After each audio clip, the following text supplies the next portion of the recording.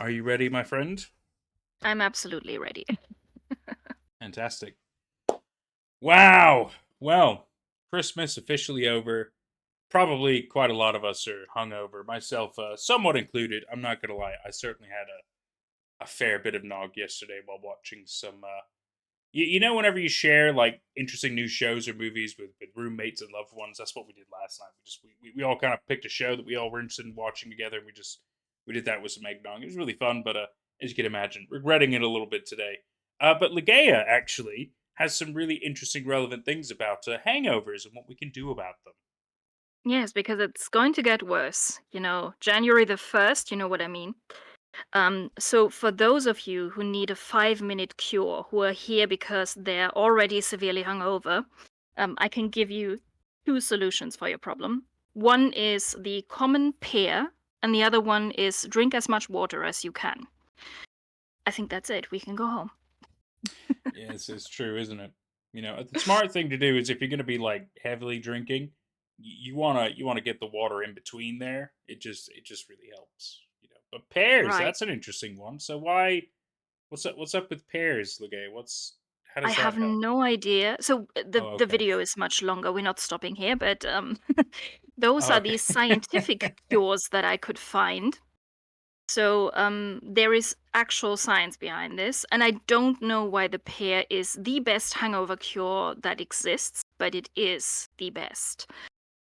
Weird because I can't really say that I've ever used it or ever heard of it, and I've heard of Hmm. a lot of sick shit. So let me give you these scientific solutions. One is that you should eat fat or something oily because oil or fat lines the stomach. So that means you're not getting as much alcohol into the blood at the same time, which is good. Then carbs like bread, noodles, potatoes, they soak up the rest of the alcohol in your system, also good. Protein makes you feel better overall. Sweet stuff kicks your blood sugar into gear, and salt replenishes the blood with electrolytes. So, all of this is scientific, and you could legitimately say, but that is everything we eat. So, does everything help? I would Well, I would yes. guess to different extents, right? Right. I mean, those are the types of food that are proven to help, and they are almost every food that you usually eat. Um, but they are no miracle cures. So we'll get into miracle cures. We have some hangover voodoo in this video. We'll come to that later. Um, there are things that work better and things that work not so good, but there is a science behind these food groups. So I just explained why they work. There is another substance that is cysteine. Cysteine is in poultry, eggs, beef, and whole grains, which is why a lot of hangover cures have eggs to some extent. Like omelette, for example. So we'll have a really big omelette coming up. And cysteine in the eggs helps against nausea and headaches. So that is what it does. And then you have GLA. I'm gonna pronounce that. It's gamma linolenic acid. So just say GLA if you're hungover. It's in seed oils, hemp seeds, oats, barley, and spirulina algae. And that also helps you get better. This is the science, along with water and pears. So we could stop right here, but it's not that interesting. And it's not very specific. So you could say, well, should I just eat a buttered toast with pear? Would that help? Yes, it would. But I think it's not what we're going for. So, I have some international cures or some common stuff that appears around the world. And after that, we'll go into different continents. So every continent except for Antarctica has its own hangover cures in different countries. And we'll look at all of them. And we'll look at all of them. The last continent will be Europe because we're going in alphabetical order. And the last country we're dealing with is Russia. Um, And I have this little picture for you so you can see the three fish and the worm, right? Yes. The worm is the English language, the small fish is the German language, the medium fish is the Russian language, and the large fish is Hungarian. Because there is this wonderful proverb that says native English speakers have nightmares about German grammar, native German speakers have nightmares about Russian grammar, native Russian speakers have nightmares about Hungarian grammar, and native Hungarian speakers fear nothing in the world because their grammar is a living nightmare. And we will see that this is also true for hangover cures. So the English hangover cures are fairly harmless. They can even be pleasant because hair of the dog, you just continue drinking with what you finished the night before. And it gets progressively worse. So when we reach the Hungarian hangover cure, that is the worst. Well, okay. And by the time we come to Russia, you know that Russian can't be as bad because it's just the medium-sized fish. Okay. This ought to be really interesting. All of these cysteine that you could want and spirulina algae. So different products are made from spirulina algae. There are even cookies. So you don't have to dive down into the sea and you don't have to graze on the sea bottom. Oh God. You you can get all that in a cookie. And also important is the book. This is by Lauren Shockey, and it's called Hangover Helper: Delicious Cures from Around the World. If you want to have a look at recipes. Let's first get into international cures. So we have simple stuff. We have drinks and meals. So this here is the simple stuff. Usually just one ingredient or something that you can buy in a bag. Stuff that Hmm. really helps is fruits and vegetables, specifically banana, kiwi, spinach, and tomato. For some reason, mustard helps. And then specific snacks like salt and vinegar potato chips. And those help if you have a hangover, but also if you're seasick. So it seems to be the combination of potato chips and vinegar specifically. Hmm. And of course, there are oysters, but yeah, oysters are a bit more on the expensive side, and maybe you can't get them where you are. They have to be in season, they have to be very fresh. So if you want a fancy hangover cure, you can do that. Would you briefly explain the difference between British crisps and American chips? Um. So why are there different Yes. words? Well, as to why they're different words, that's an excellent question. I think it's I think it's because Americans, especially the forming of their nation, still quite in the Revolutionary War times, as they're naming things and conventions and stuff like that. Which is why I think they went with a lot of French names because the French kind of helped them out against us. So Mm. I'm not saying all the words they chose are French inspired, but there's definitely a fair bit of French influence when it comes to some of their word choices.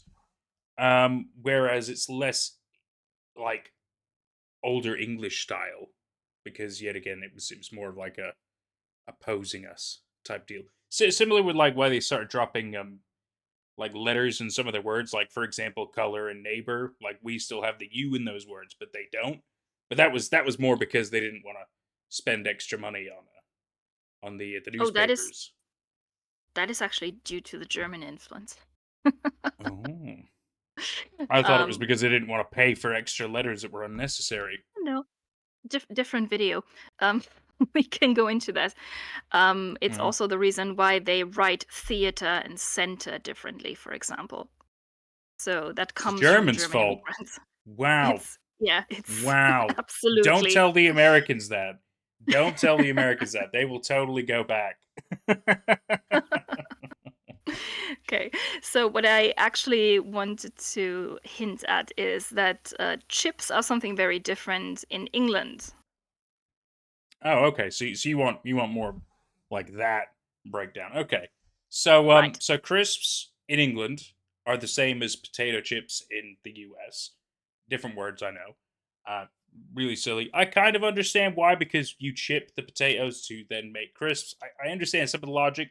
But whereas chips in England are um are more like they're more like steak fries, right? They're a chunkier kind of a fry basically, because we do also have fries, the skinnier ones, but we call the potatoes that are fried chips. That's just what we do. Fish and chips. Everybody knows it. Haha. Very funny. Um, Yes, yeah, exactly. yeah. So the English version of the salt and vinegar potato chips would be salt and vinegar potato crisps or just crisps. Yeah, we just say crisps. We feel like Yeah. it's a little redundant to say potato crisps. Okay, good. So we've settled that. We'll go into drinks, and we have virgin drinks and we have slutty drinks. Difference is virgin drinks don't have alcohol. Oh my god. So the virgin drinks, Sorry, carry on. um, That's we do have caffeinated drinks, like coffee usually. But true tea and mate tea also have caffeine. Sometimes it's called something different, but it's the same chemical substance that is in coffee. It just has a different way of working. So coffee is usually very quick. You drink it, half an hour later, you can go, and it only lasts 2 or 3 hours typically, and then it falls off.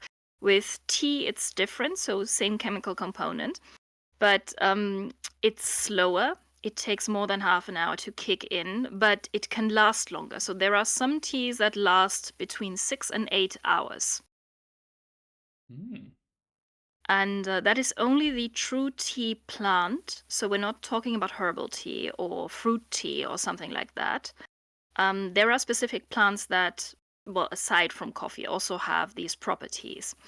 And of course, these caffeinated drinks work because they will make you more awake. They'll kick in your blood circulation. That is one thing. And that is also why sparkling wine or champagne works, because it boosts your circulation. But we're coming to the slutty ones. Then there is a virgin cocktail that consists of club soda with bitters and lime juice. That works pretty well as far as I've heard. And then I need to ask you whether you know uh, this. Rondo. Yes. Oh, oh my goodness. It. I'll be honest. It doesn't look good. I don't No, it enjoy doesn't. the color green for. Oh, it's a sour ale though. I do like sour ales. Ooh, I don't know. I kind of want to try it now. Shit. You Is can't. this Australian or is it just completely No, fake? it's completely fake. Wait, I'll show Oh, you the President of the United States in that huh. movie. Do you know Let's which movie see. it is? Um, no, I don't think I do. Oh, it's Idiocracy. Oh, Have you seen that one? oh my god. I saw it so long ago, but I just don't recognize any of Yes, it's this. President Camacho. How can you forget that man? He's a professional wrestler and an adult movie star, aside from being the US president. How dare I forget a classic that reminds us where America could have gone to. Oh wait, just kidding. It's going there. It's a documentary. It's turned into one. It wasn't supposed to be. Okay, so why am I bringing this up? Because Brondo has a heavy focus on electrolytes. They keep saying this, they don't understand what it is, but they keep saying, oh, it must be good for plants because, plants crave electrolytes, plants crave Brondo, and we drink it because it has electrolytes. And it cannot explain what electrolytes are. Essentially, it's salt. and that is why the plants don't grow. So electrolyte drinks, well, it's not just salt, but let's go with salt. Those are sports drinks, for example, in real life, like these, for example. Um, and there are also some sorts of medicine that replenish with electrolytes. So, for example, when you really have bad diarrhea, the doctor will usually prescribe you some electrolyte medicine. And it's a powder that you put in water, and then you have to drink that, and it's usually slightly salty. So electrolyte drinks do work because your body actually does crave electrolytes when you have a hangover. It does help. Um, Gotta admit. then we have fruit juices that also help. And we have tea that is not true tea. Fake tea. Fake tea, yeah, it doesn't have the true tea plant. That's the problem with it. So, ginger tea, for example, that is not the true tea plant. It's made of ginger roots. Same with peppermint. So, peppermint has the added benefit that it sets your stomach right. It's not just good when you have the cold, it's also good when you have stomach problems. And with ginger, it's very, very similar. Ginger is just much more powerful. So that is kind of the super peppermint. It cures colds and it cures stomach problems. Hmm. Makes a lot of sense as to Um, why whenever I used to fly a fair bit and I would get a level of nauseous, I tend to go for like a Canada Dry or a ginger ale type thing. And to be fair, usually helped. I got a bit ginger, very good. yes, that is actually something that gynecologists recommend to pregnant women who have issues with pregnancy sickness. So they they can get pretty pukey around the third month. And before prescribing them anything, doctors will usually tell them to eat something with ginger or drink ginger tea. Then, what of course also helps is tomato juice, and connected to that, a virgin Bloody Mary. So simply tomato juice with salt and pepper, and maybe a little bit Tabasco. Yeah, if you're feeling like you really want to wake up in the morning. Okay, so then we have the slutty ones. And would you like to explain hair of the dog to people who don't know what that is? Sure. So hair of the dog is a it's a term not just used in England but also places like Scotland and Ireland, even parts of the U.S. as well. I'm sure probably Mm. other countries as well probably have a different term for it. But the point is, you're hungover, spend a night of drinking, you don't feel great, and you decide, fuck it, I'm gonna have a bit of hair of the dog. You basically continue drinking in order to feel better, which, as you can imagine, probably not a smart idea, but sadly, it does sometimes help. Hmm. Exactly. Yes, thank you. And very often people say that their hair of the dog choice is they keep drinking what they finished with. So they will just get the last drink they had, and if it was vodka, they'll continue drinking vodka when they're hungover because they think that it will magically reverse the hangover effects. Yep, makes total sense. Even though essentially, I mean, look, look, for those of you who don't know what drinking is, it's essentially you're poisoning your body, right? Yes, So if you're exactly. hungover, it's because you feel weak. You feel like, oh no, I've your body's hurt. It's drained. It's exhausted. You're probably not going to die. You can die from over having too much alcohol. You can Yes. die. Not super common, but it does happen. So don't go fucking haywire with this stuff. We're teaching you this in a somewhat fun manner. Ha! We're gonna teach you weird hangover cures, but for real, don't go fucking mad with alcohol because it is technically you're poisoning your body just in a different way. It's a legal poison, but don't go fucking. Hair of the dog is a silly thing. Okay, I'm not saying do it. I have done it. I'm not saying that you should always do it. If you want to do it once or twice in your life for maybe a little bit of a laugh, try it out. That's fine, but don't make it a habit. You know, that's how alcoholics kind of happen. And you don't just don't do it. Yes, right. So the problem with being hungover is that you've lost liquid. That is why you need to drink a lot of water to replenish that. And you've lost electrolytes. That is why you need something like salt. So you're dehydrated in a way, and too much coffee and too much true tea will also do that to you. They dehydrate you. And dehydration is one of the reasons why you get a headache when you're hungover. So you need to refill certain stuff that you've lost due to alcohol. And that is a lot of what these cures are. They're simply refilling important stuff. And alcohol is not one of them. So That's right. officially, that would make it worse because it would continue to dehydrate you. I think you remember the situation when you're drunk that once you go to the toilet, you have to go every 10 minutes. Uh, yeah, yeah. I have that issue. I'm not even going to Because lie. it's pushing, and coffee and true tea do that too. So it's in their chemical structure.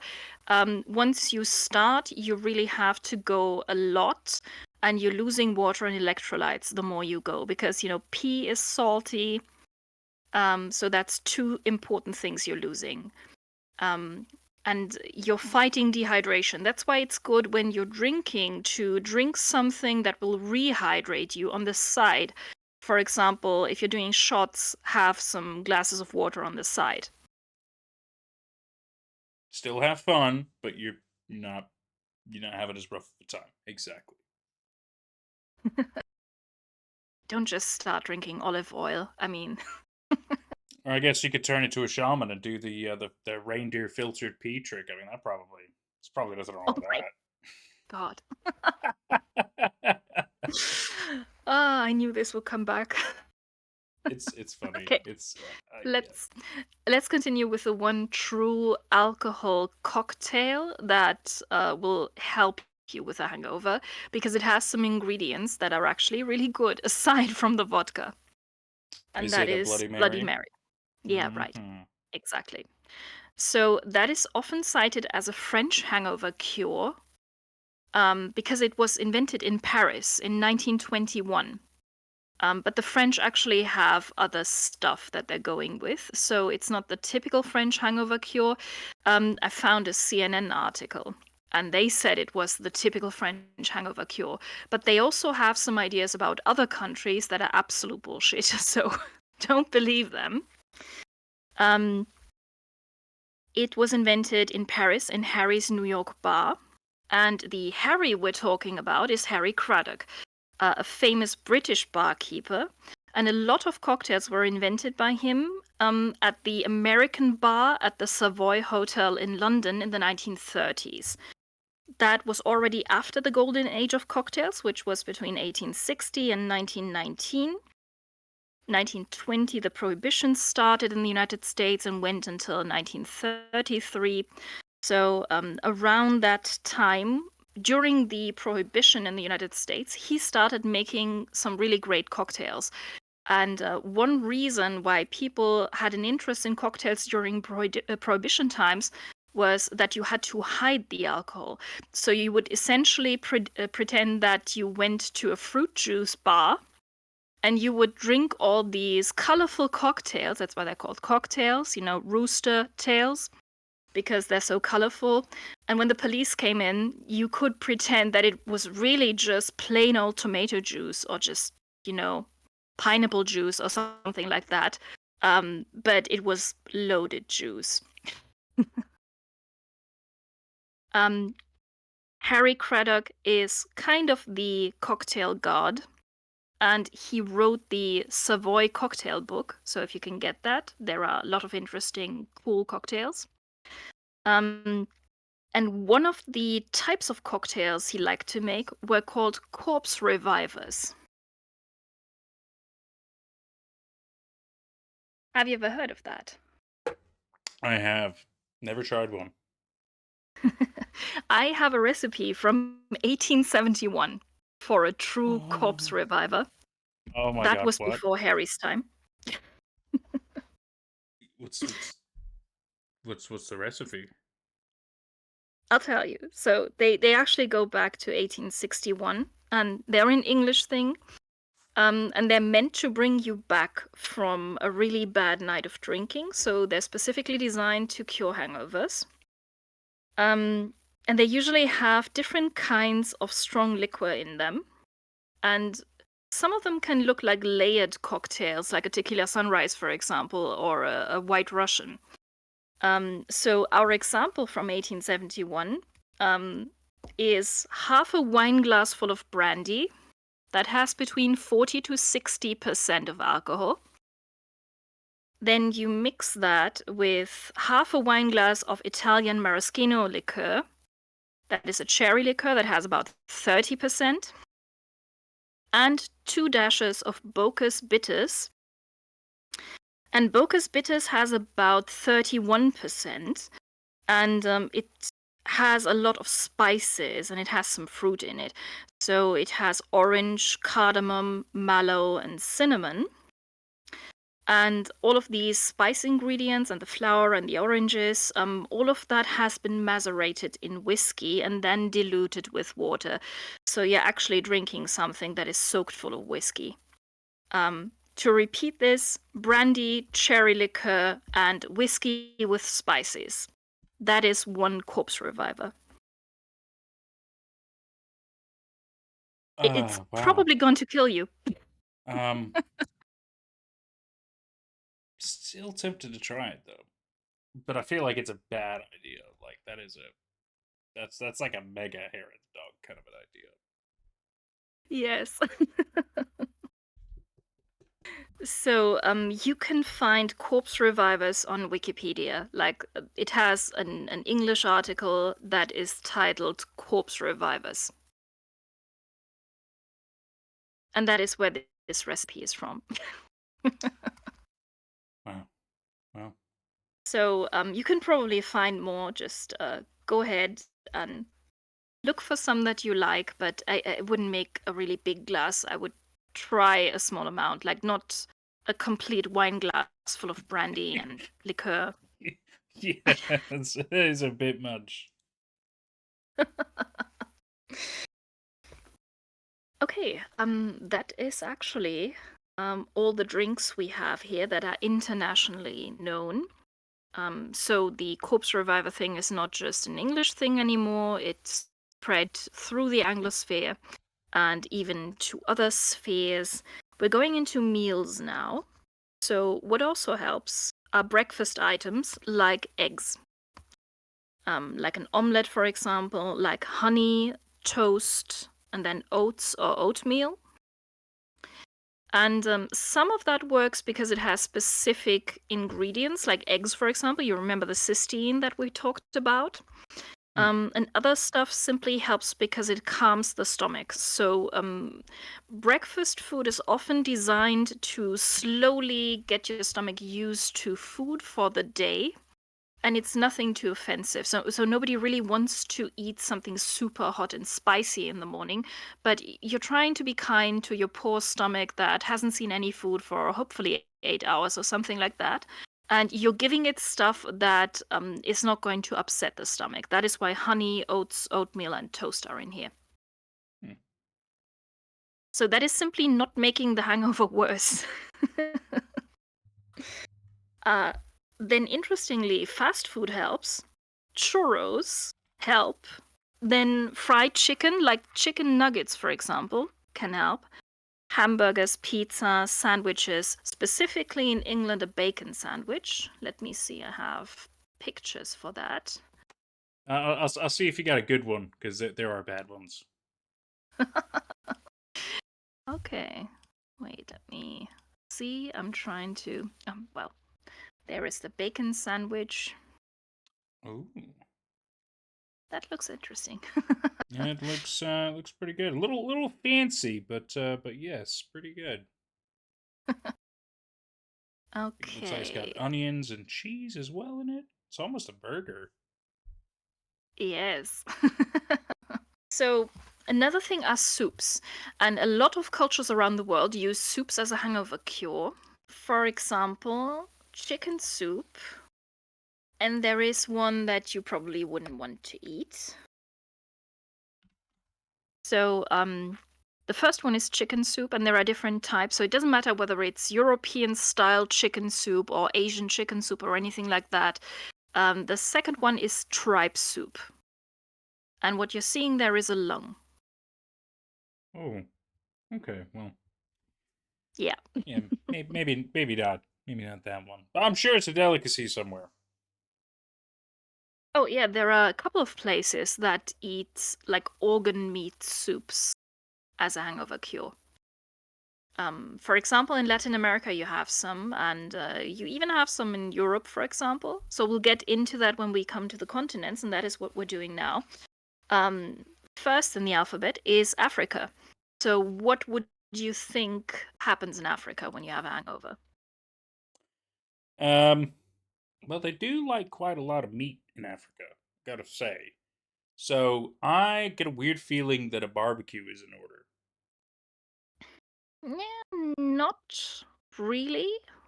I mean, you could do that in South Africa. They're having barbecue for Christmas, so um, they actually have a lot of egg dishes. And this is one from North Africa. This is from the Maghreb states. And I'll write Okay. down which. And this is called shakshuka. Shakshuka. Hmm. It's also popular in Israel, as far as I've heard. But I don't know whether it's popular as a hangover cure in Israel. I've just heard that they like this dish. All right. Yeah, it looks So pretty it's good. originally, yeah, I mean, it looks really good. Um, it's basically eggs poached in tomato juice and spices. Hmm. That's all right. So you have this really soft, runny yolk. Um, that is the north. The reason why there are not so many hangover cures in Africa is not because of the different development stages, but it's because a lot of Africa is Muslim.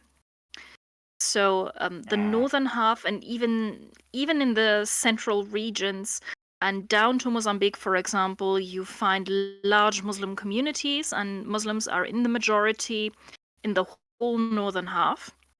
And of course, they're not allowed to drink. So hangover cures are rare because it's a religious taboo. Hmm. Hmm. Yeah, that's fair. That makes sense. Then we have hangover cures from Uganda. And we've had Uganda in the cannibal video. Don't worry. um, we're not going into cannibal dishes. So they have two really good looking dishes in Uganda. And it's the only country that is kind of in the middle that has its own hangover cure. So we have North, Central, South. We'll get into the South. That is, of course, South Africa. But first we have Katogo. So Katogo is matuki, and matuki is like a green banana, but it's not a sweet banana. Um, it's it's basically like a potato, a banana that tastes and feels like a potato, but it Ah. grows on trees. Oh. And they call this matuki, and it's cooked and then usually mixed into a stew that consists of spiced goat meat, which you can see here, or of cow offal. So Nice. again, we have organ meat. Yeah. Yeah. Um, Yeah. yes, and those are savory bananas. And we have a second one. This is called luwambo, and it's meat and vegetables together steamed in a banana leaf. Oh, that sounds okay. Looks pretty cool. Yeah, Hmm. nothing horrifying. And even the South African one. So you remember that we were talking about eggs. What Hmm. do you expect from South Africa when I talk about eggs? Um.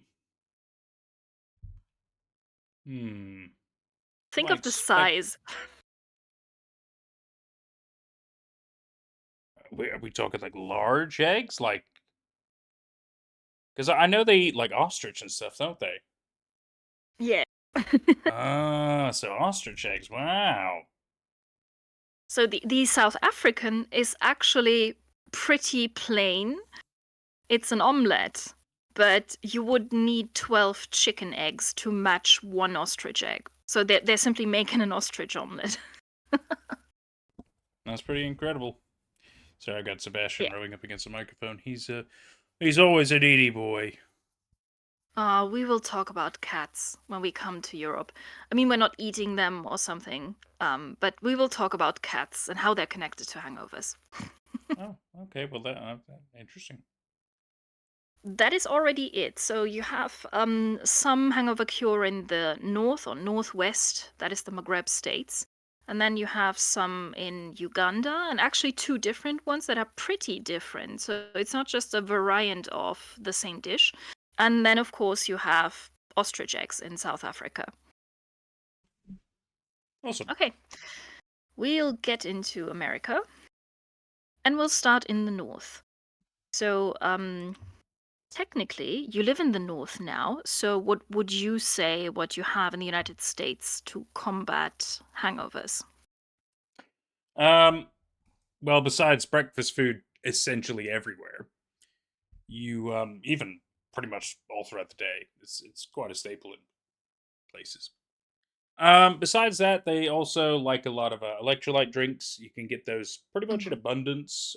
Not just Powerade. I mean, there's even like specific ones that like Mm. advertise they're electrolyte heavy or full of vitamins and stuff to really help you rejuvenate. They advertise themselves as sports drinks, but we know what they're really for. You can even get like liquid IV, for example, is one of them, which is exactly what it sounds like. It's meant to be a heavy electrolyte drink to help replenish you back from too much of a drinking session. When it comes to foods, though, I'm trying to wonder if there's anything super specific that I'm aware of, but I think it's just the fact that there's breakfast available pretty much everywhere you go. Yes, and one breakfast item that actually works is the McMuffin. Okay. The combination of cheese and eggs and bacon in a bun. And you can call that a McMuffin, or you can English. call that a BEC. So BEC would be bacon egg cheese sandwich, depending Yeah. on whether McDonald's is paying us or not. Yeah. Well, I mean, the superior one though would be the McGriddle, because that still has the same core ingredients, but instead of it having the English muffin, for example, or a biscuit being the Mhm. base, it's they're little pancakes which have like little pockets of like syrup and stuff in them. Oh, mhm. That's yeah. So that way you get some of the sweet as well. That's the stuff. Okay. I'll show you some pictures. I don't have the McGriddle. You'll have to get a Oh, I'll picture get that. I'll get for that. that Don't one. worry. So there is a BEC and a McMuffin, and three other things like a Jaeger bomb that it supposedly works. So could you explain that? What is a Jaeger bomb? Um. So a Jaeger bomb is.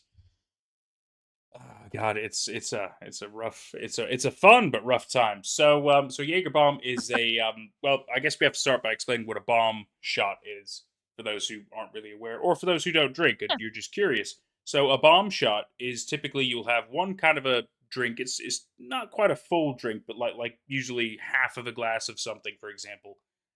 In this case, it would be typically a Red Bull or a Monster, some kind of an energy drink, and the bomb is a shot that you drop into that drink, and then you drink it all as one drink. So you're dropping a bomb on something, which is obviously quite rude the more you break it down and think about it, especially knowing that there's a drink called the Irish Car Bomb.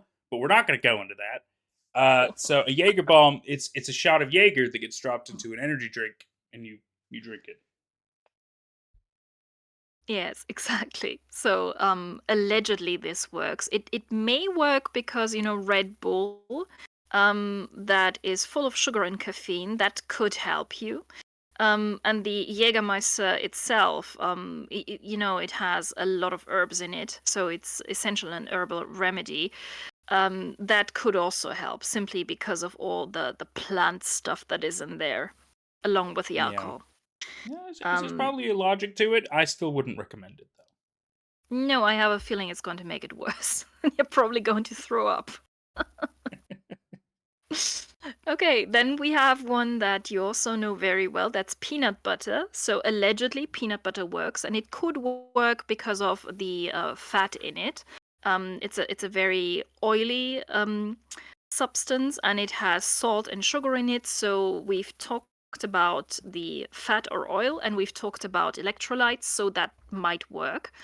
And do you know what the last one is? Like the egg yolk in a shot glass. I'm sorry, what? Go get a shot Have you seen glass? that the little shot glass Oh, with an egg oh, yolk it's in it? yeah. That kind of looks like a little breakfast shot, but it looks like it's probably got some kind of maybe chili pepper or some kind of a hot sauce thing in it as well. Yes, it's called a prairie oyster. Ooh, So very it's oyster. not a Rocky Mountain oyster. We know that Rocky Mountain oysters are bull testicles. Yeah, But prairie oysters, that is just a raw egg with Worcestershire sauce, vinegar, hot sauce, salt, black pepper, and a little bit of tomato juice. So weird. all the good stuff. All of that works. Eggs, then replenishing electrolytes with the salt. Then the pepper also works because the pepper has an influence on your stomach. Vinegar works, hot sauce, um, yeah, and tomato juice, of course, too. So it's a lot of good stuff that actually, on its own, already would work. But I'm not sure you would want to drink that because you would have to swallow a raw egg for that. However, if those out there want to watch me do a prairie oyster, I'd try it for you, but I don't think I would do it for me. Okay, then we'll go into two hangover cures that you've probably never heard of. Okay, The first one is called Loco Moco, loco moco. Ooh, and that is ooh, something that exists in Hawaii. okay. So, what that is rice, fried egg, as you can see, gravy, and a hamburger patty. It was invented in Hawaii in Lincoln Grill in Hilo or Hilo. I'm not sure. I think it's Hilo on Big Island. Sounds alright. Yeah, I mean, I don't know why it has a Spanish name or a Spanish sounding name, Mm. but yeah, that sounds good. So we have a Hawaiian hangover cure. And there is one from New Orleans. So what would you expect when I say New Orleans? And you will be wrong, but just to settle this. So the thing about New Orleans, is it more French inspired? Is it more Creole? Is it Cajun? Like what kind of It's a a little picture I'm bit getting? Creole, but it's mostly Chinese. Mostly Chinese. Oh wow, okay. I didn't see that coming. Okay, I'll just show you because you would never guess this. Wow, yeah, no, for New Orleans, that's yeah. So this is called Yucca Maine, and it has the nickname Old Sober. It's a beef noodle soup, so we know that soup works, right? It's a combination of Chinese and Creole spices. And the whole dish looks more Chinese or even Japanese. It looks like ramen or like a Hmm. Vietnamese pho soup. Um, yeah, but it comes with some Creole spices. So probably on the meat, the beef is probably rubbed with some spices, I would say. Hmm. Hmm. And that's an American hangover cure that nobody has ever heard of because it's a New Orleans thing, and you can go there and you can try it even if you're not hungover. Yeah, I'd try it. Okay, that was the United States stuff. But there is another country in North America, right? Yeah, I Canada. mean, Trump said it's just another state. Yeah, he's working on having it become the 53rd state. But hey, I mean, whatever, right? Yes. So, what do you know about Canadian hangover cures? I get a weird feeling that poutine might be one. Yes. Yes, that is one. So that is what you eat, but what do you drink? I ooh. I don't wanna stereotype and say maple syrup. I feel like that's rude. Um, Oh, no, it's far worse. oh, what's worse than that? Oh god. Okay. So what you see here, poutine is right. That is the typical hangover cure. It's fries, gravy, and curd cheese. It's from Montreal, so yeah, French Canada. And then you have a bloody Caesar. That is the cocktail you see there with the giant claw in it. Huh. And it's not tomato juice, it's clamato juice. Do you know what clamato is? I've heard it a few times. I don't actually know what it is now. Okay, it's a combination of tomato juice and clam water. Oh. It's a bit fishy. Yeah, I would say so. That doesn't sound okay.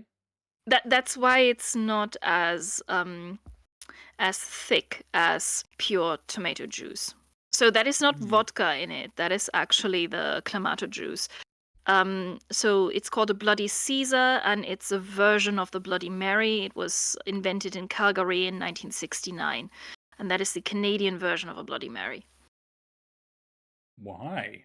Why did they think that was a good idea? Is it Go ask a Canadian. Like, how am I okay. supposed to If there's a Canadian who could answer that question for me, is it a good drink? Like, is it popular, or was it just because? Why? It doesn't sound good. Well, I mean, it's probably a bit like very liquid cold marinara sauce. You know, That you doesn't have that do- tomato that doesn't sauce. sound good. I wouldn't drink that. We'll have to wait for the Canadian feedback. So I agree that it sounds weird, but you know, we have dishes that are tomato juice with some form of clam juice or like clam ingredient or crab ingredient. So you can find that in Italy. They're not drinking it, but yeah, Yeah, maybe and you they can tend to be drink it. hot. Like cooked, like a seafood dish, for example. Not not as like a potential hangover cure, cold drink. That just ugh, If your no. mom forces you to drink that when you have a hangover, you'll never drink again. Probably. Ugh. I mean, I like clams and I like tomatoes. I don't Yeah. know if I want them at the same time cold. I don't know, man. And then you have pieces of crab in it. So you got random chewiness to the. Oh my god, I don't know. I don't know. It just gets Like, worse. here, you don't need celery. Take a Yeah, claw. yeah. Which at first sounds good, but if the claws also, I don't know. I don't know. Okay, let's move on to Latin America. I will give you a few words because we've talked about your Spanish skills. So we'll try to pronounce that. Okay. These three are things that you can find in most of Latin America, so they're not very specific. They're more widespread. And you know the middle one, we've already talked about that one. Hmm. So I would So, pronounce the first one Ayako, churros, and sancocho.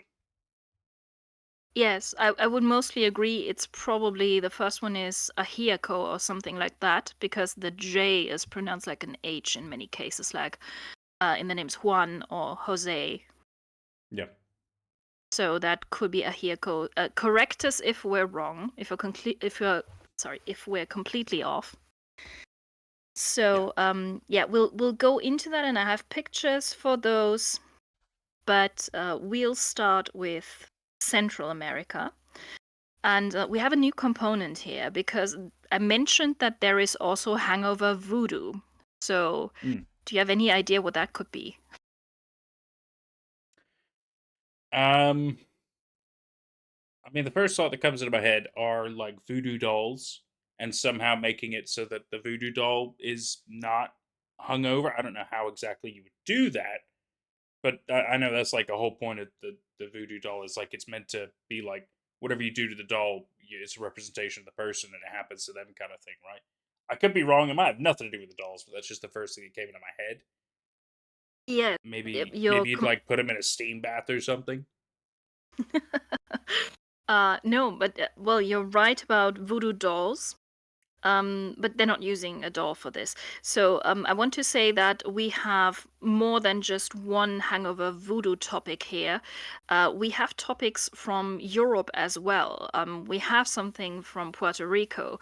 So it's not just traditional voodoo. I'm calling this hangover voodoo because it has nothing to do with the drinks or with food. So these are remedies that do something else that don't make you eat or drink something to cure the hangover, but they're trying to cure it in a different way. So we have Haiti here, or I personally would say Haiti because the original name of that place is Ahiti. So Haiti is closer to Ahiti. Um, but I know that it's Haiti and Haitians in the United States. They are using actual voodoo. And what they do is they punish the bottle, or rather the cork of the bottle that inflicted the hangover. They punish the What cork is it? of the bottle. So I couldn't find a picture of the actual cure that they're using, but I found a picture of the needle that they're using. This is a voodoo needle. They're also calling them pins. And they take the cork of the bottle that inflicted the hangover, and then they're piecing it with 13 black voodoo pins. And allegedly that helps. Maybe mentally. Might make you feel a little better mentally, but I don't think physically it would help you. What? Like that damn freaking bottle, I'm going to punish you. But it's not like the bottle magically opened itself and got you drunk like that. No. Okay. I It's like suppose the it's question. creative. It's different. It's like the question, who shot that person, you or your gun? So, Yeah, guess what the court is going to say.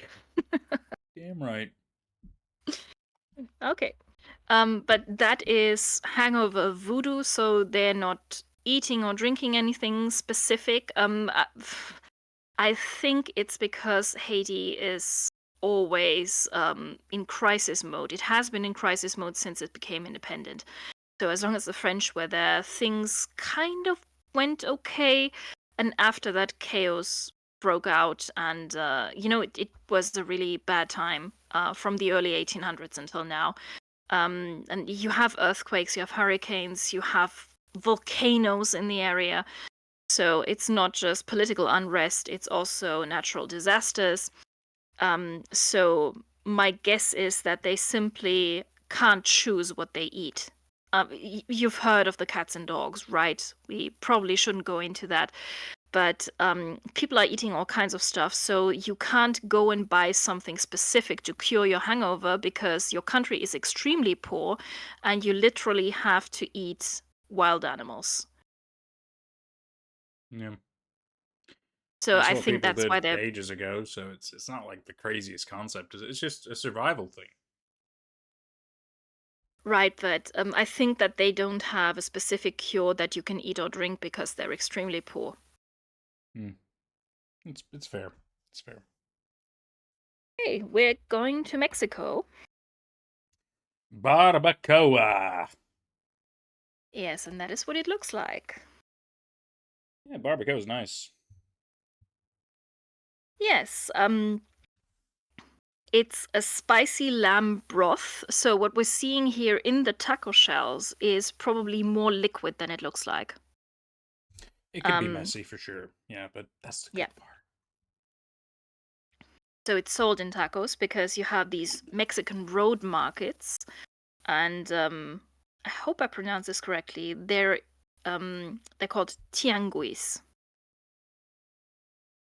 Maybe. and that is I where they don't know the sell it. word. So you're on your way home, and that is a common thing. I mean, that is even a thing in Asia.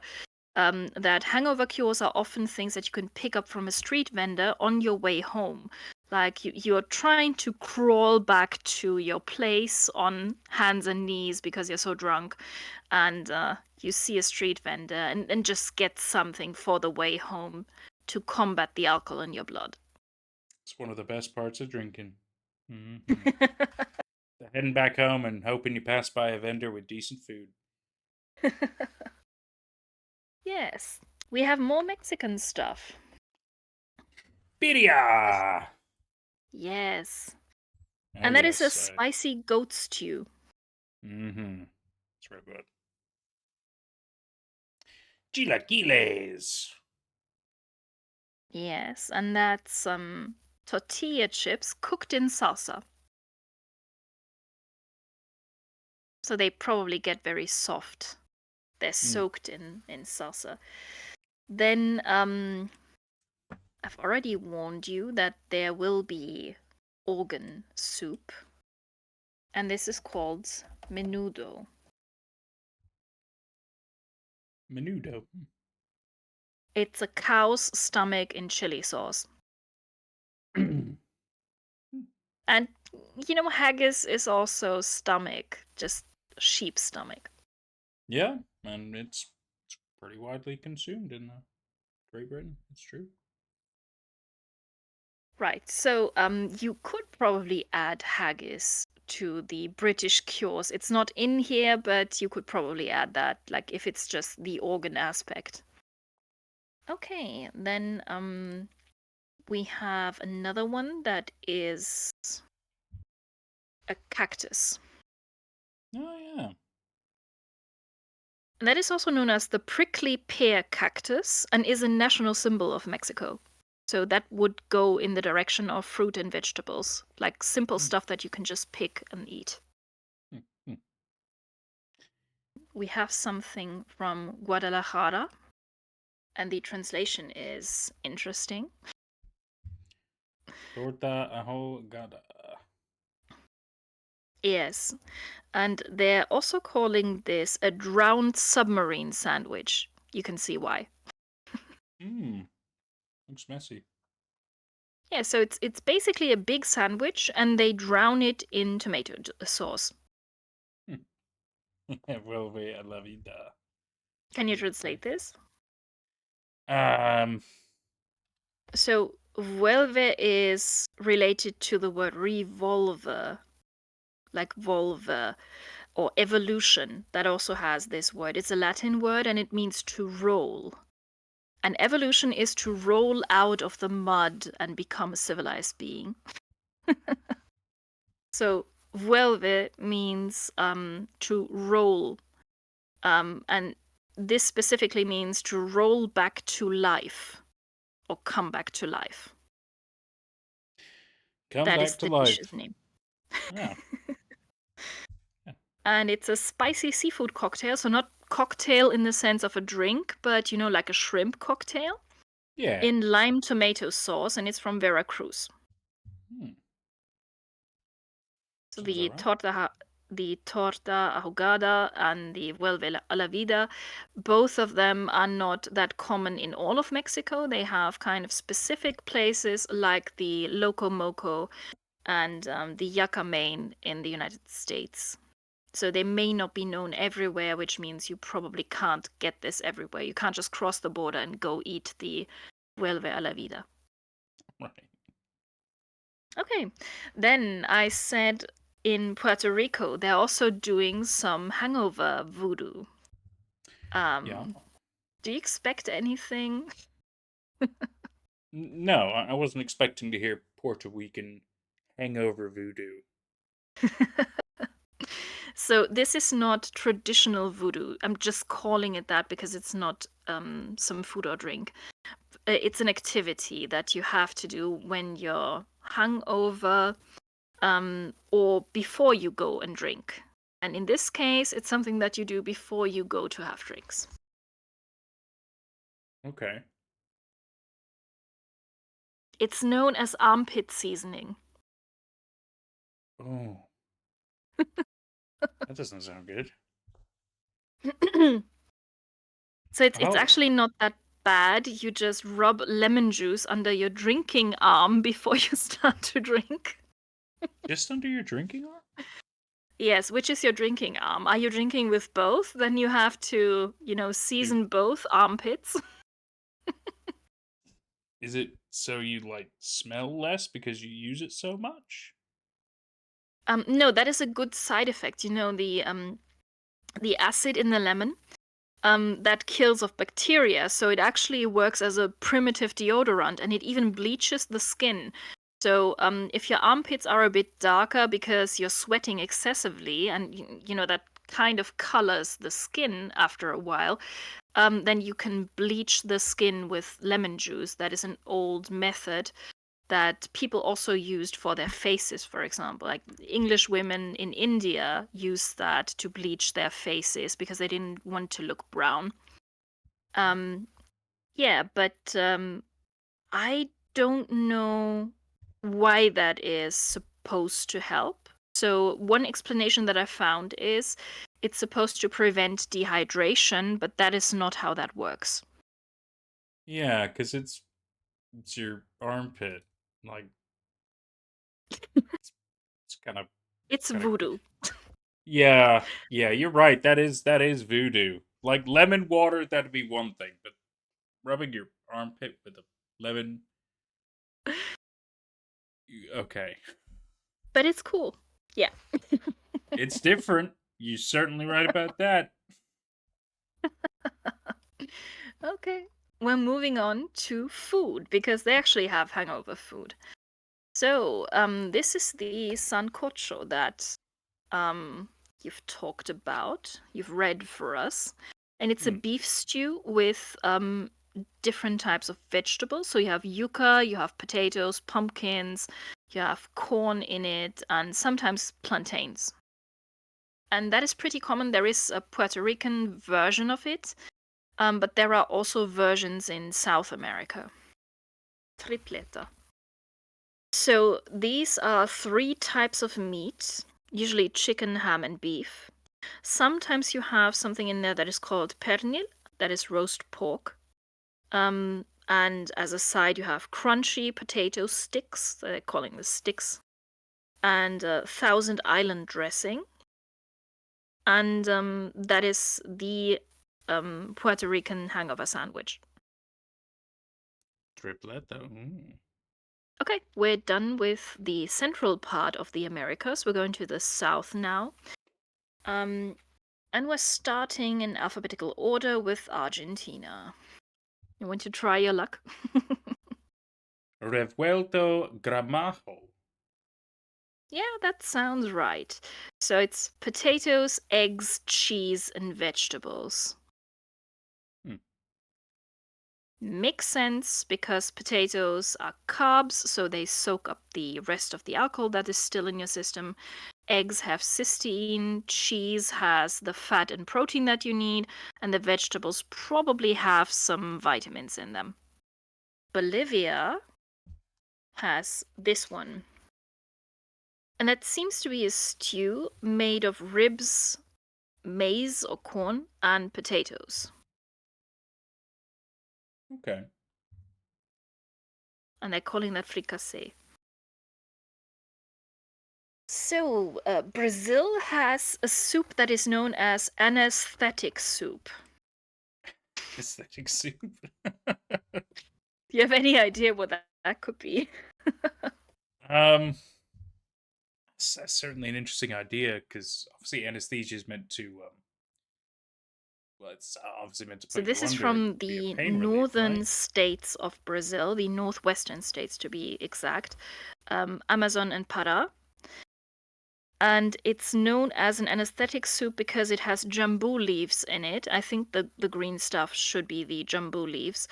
And they are numbing. So when you eat it, then you feel this prickly feeling on your lips and in your mouth, I see. like you're at the dentist's office, and the dentist is trying to put at least a part of you to sleep so you can work. Wow. That's interesting. It's really interesting to have a numbing soup. That is what in it. What's in it? So it's an acidic shrimp soup. So yeah, tell us about the Ayako Santafreño. Yes, we're in Colombia now. So this is a chicken potato soup, and as you can see, there is also corn involved. So that almost looks a bit like corn chowder or something like that. But I think Hmm. it's that thick and opaque because it's a potato soup, and the white parts are probably chicken. So that is one thing you can get in Colombia, and the other one is changua. Again, I hope I'm pronouncing that right. And that is a breakfast soup. Ooh.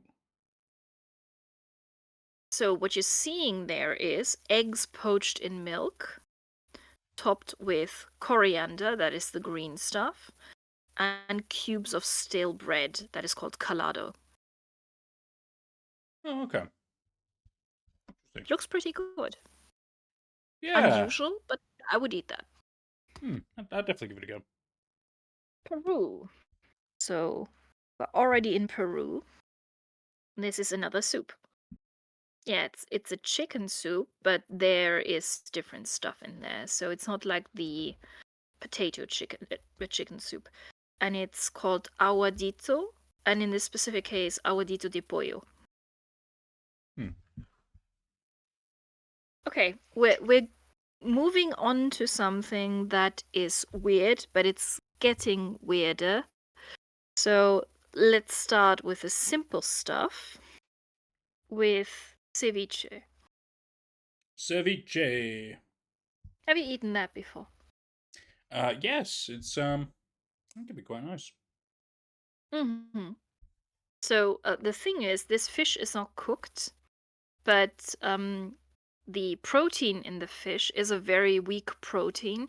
So when you add something that is highly acidic, like lime juice or lemon juice, when you marinate the raw fish in that, then the protein breaks down and it looks like cooked fish, but it's not cooked. It's just sour fish.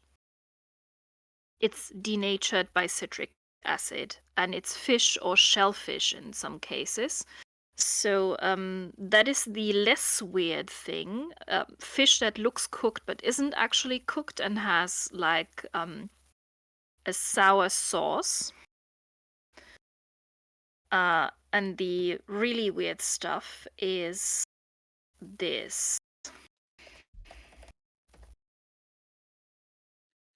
Leche de tigre. Tiger milk? Yes. Oh, you've translated this. Great. Guess what this is? It's not Um, milk. but I had a funny feeling it wasn't milk. Um, is it condensed milk by chance? No, it's related to the ceviche. Oh, so it's still kind of a weird, uncooked. Oh, look at it. It's I would absolutely eat ceviche. I've eaten that, to be honest. I probably wouldn't drink this. And it's not supposed to be like a drink in a big glass. It's you just sip that. So you only take a mouthful because the tiger milk is the liquid that you get when the fish denatures in the citric acid. So that is this milky liquid that consists of lemon juice and like fish protein juice. Oh, so this is the juiciness that comes from ceviche. Yeah, and it has a milky color, so it looks like diluted milk. But Ligeia, if your milk looks like that, you might need to throw it out. I think they stirred something into it because if you only marinate the fish, then it is white. Yeah, it don't look good. No, and I mean this is overkill. So don't drink the whole glass. That is probably disgusting. Maybe take a mouthful if it's really like a bad hangover, so you can probably deal with that. But I think I would throw up. For real. Yeah. So you're essentially drinking the ceviche liquid. Oh, no, thank Yeah. you. doesn't sound nice. Then we have something that is not as horrifying. So this is quinoa. Or as some people pronounce it, quinoa. Yes. And that works for the same reason that potatoes work or noodles work, simply because it's carbs. Okay, that's it with the Americas. Next continent is Asia. And there is something that everyone uses as a hangover cure in Asia: coconut Oh, water. nice. Yeah, smart. Yeah. So you can even use coconut water as a substitute for blood serum. If you have to refill a person and you don't have blood, you can use that. It doesn't have red blood cells, so it's really just like blood serum, but it's okay. It works. Okay. I mean, I don't know how any of that would work, so I'm just going to trust what you're telling me. We're not going to try this, don't worry. No, no, we are not well, Ligeia somewhat is more of a medical professional than I am. Um, I have worked in a hospital environment before, but not for medical reasons. I was an IT boy, so yeah, I don't know if that's true or not. I'm not here to question. I'm here to learn interesting stuff. Yeah, but I mean, that is one of the cool things you can do with that. So, in general, palm trees, coconut trees, um, they can keep you alive, just that one tree. So, you wouldn't even get scurvy if you ate just coconuts for the rest of your life. I suppose it explains why, that there's always these people trapped on deserted islands that have palm trees and stuff in it, like Castaway, for example, Right. and they're able to survive for so long just off of coconuts. Yes, exactly. It gives you building materials, so you can build a little hut with the wood. You can make fire. You can make clothes and mats, from the hairy part of the coconut, or from the coconut leaves, for example. You have liquids, so technically water. Even if there is no water on the island, you can drink the coconut water. You have something to eat. You can use the coconut shells as a bowl.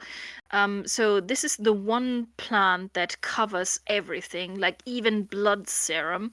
And that is why some people in the early 1900s had the idea that paradise, where Adam and Eve lived, must have been a tropical island with coconut palms, because that is one tree that can do everything. Hmm.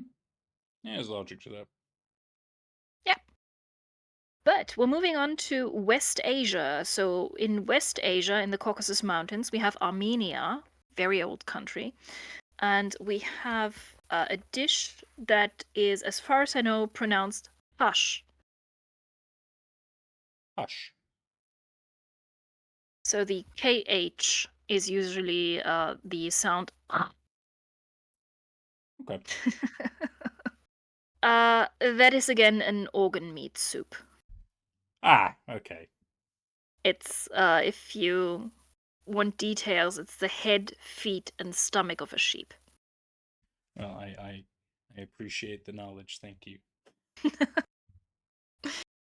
Yeah. Okay. Let's go to Iraq. So this is, as far as I know, pronounced kishkia.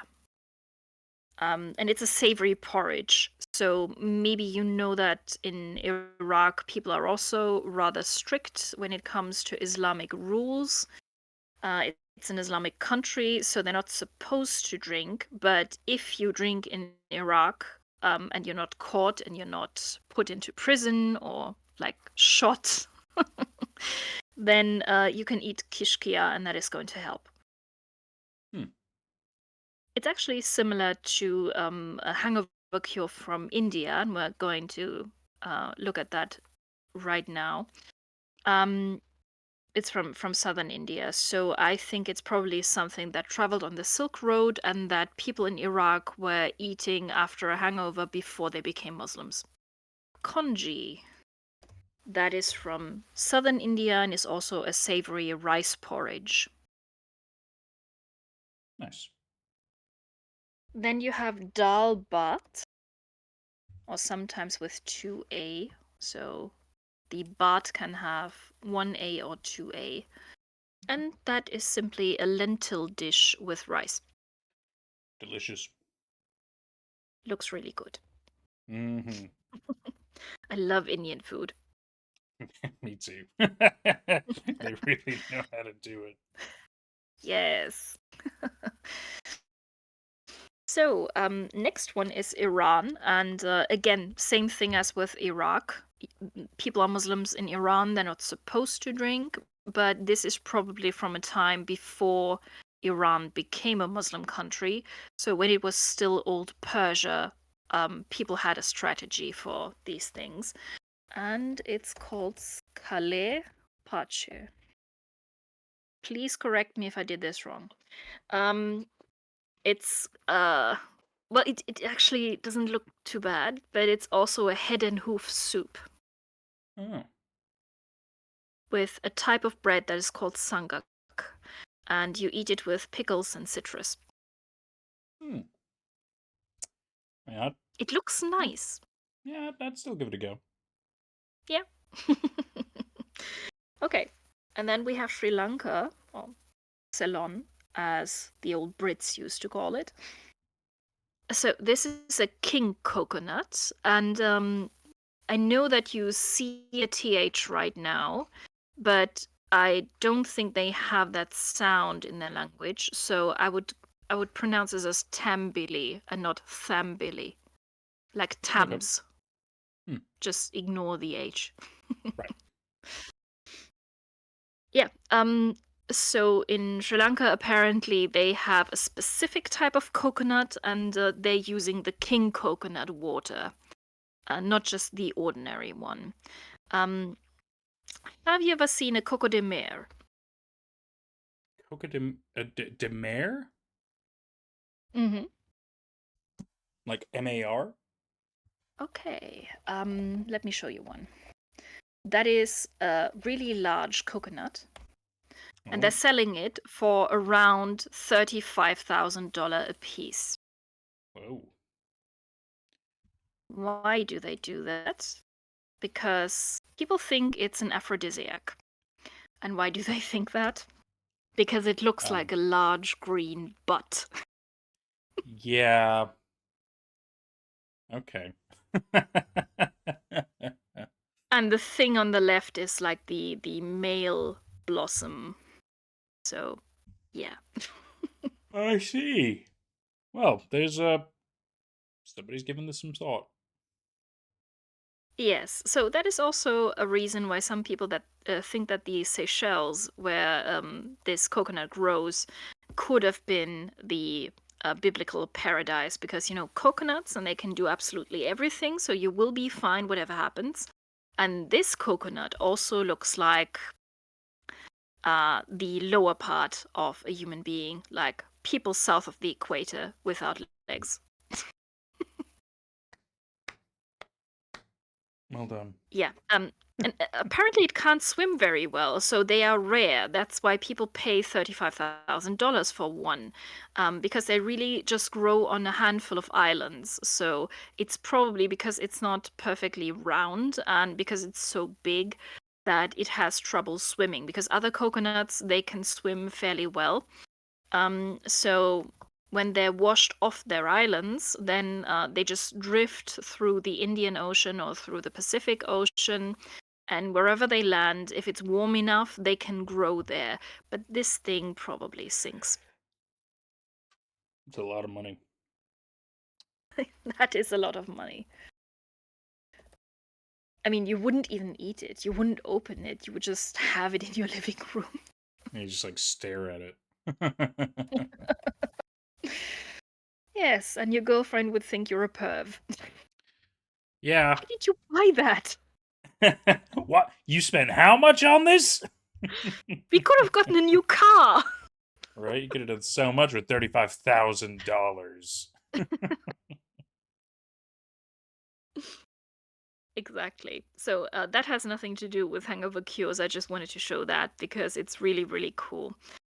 Um, Yeah, we're leaving Central Asia, so India, Iran, Sri Lanka, all belongs to Central Asia.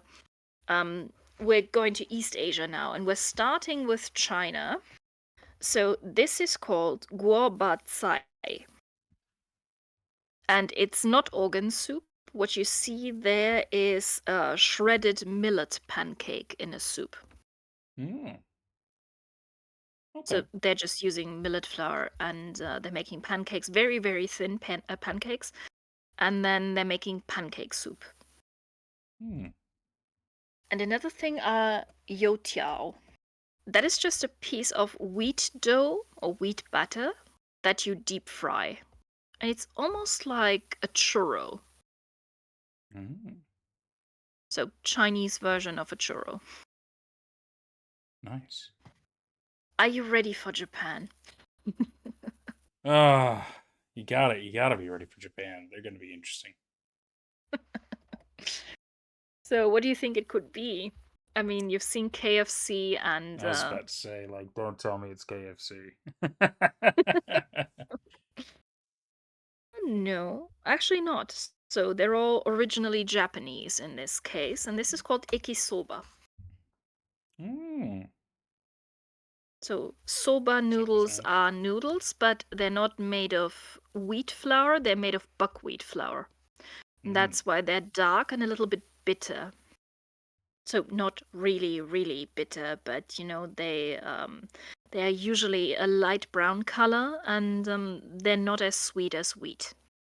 mm, mm. So good, though. And these ikisoba noodles, they're like a ramen dish. They're very similar to ramen dishes. You can find them at small places next to busy streets, and you have street vendors with their little carts who sell them. So that is the typical Japanese crawling home from a hangover food. They usually make these with a raw egg and Chinese leek and some soy sauce. So it doesn't just look good, it also sounds very, very good. Mm-hmm. Then we have a drink for a change, and that is called Ito and Oi Ocha. And it's basically just unsweetened, very dark green tea All right. Hmm.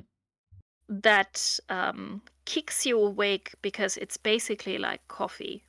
It has the same amount of caffeine as a good cup of coffee. It's supposed to be like a detoxifying, isn't it? Yes, yes, so that will definitely wake you up. Then you have Yeah. miso soup. Oh So yeah. you know miso? Oh, I know miso soup. Okay, so this is ordinary miso soup, but they also have a super miso soup. So the super miso, as you can see, is reddish. And it's a bit like fusion cuisine, so it has kimchi in it, which means that the Koreans had their fingers in it, and it has Mm, ginger. I'd try that. Yeah, and this apparently is super effective. It's more effective than just simple miso. The super miso has ginger for the stomach, so that will set your intestines right. Then the miso broth itself has electrolytes and sodium. And the kimchi is full of probiotics. You usually have a wax egg in there. Do you know what a wax egg is? Um, no, but I know they like to do their kind of boiled eggs, kind of in a way, don't they? Yeah, right. So I will show you what it looks like in the next picture. This is just ramen soup, and they also eat ramen soup as a hangover cure. But it needs to have an egg if it's supposed to be a hangover cure. So these are wax eggs, and they're called that because you boil them for 7 minutes, and then the yolk has the texture of soft wax, of candle wax. Okay, so it's just a traditional boiled egg. Cool.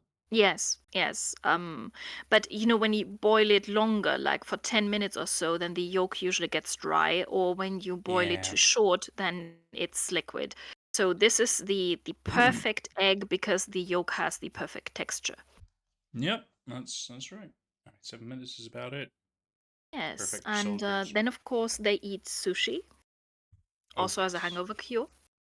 sushi and sashimi. And this is chirashi sushi. Have you heard of that?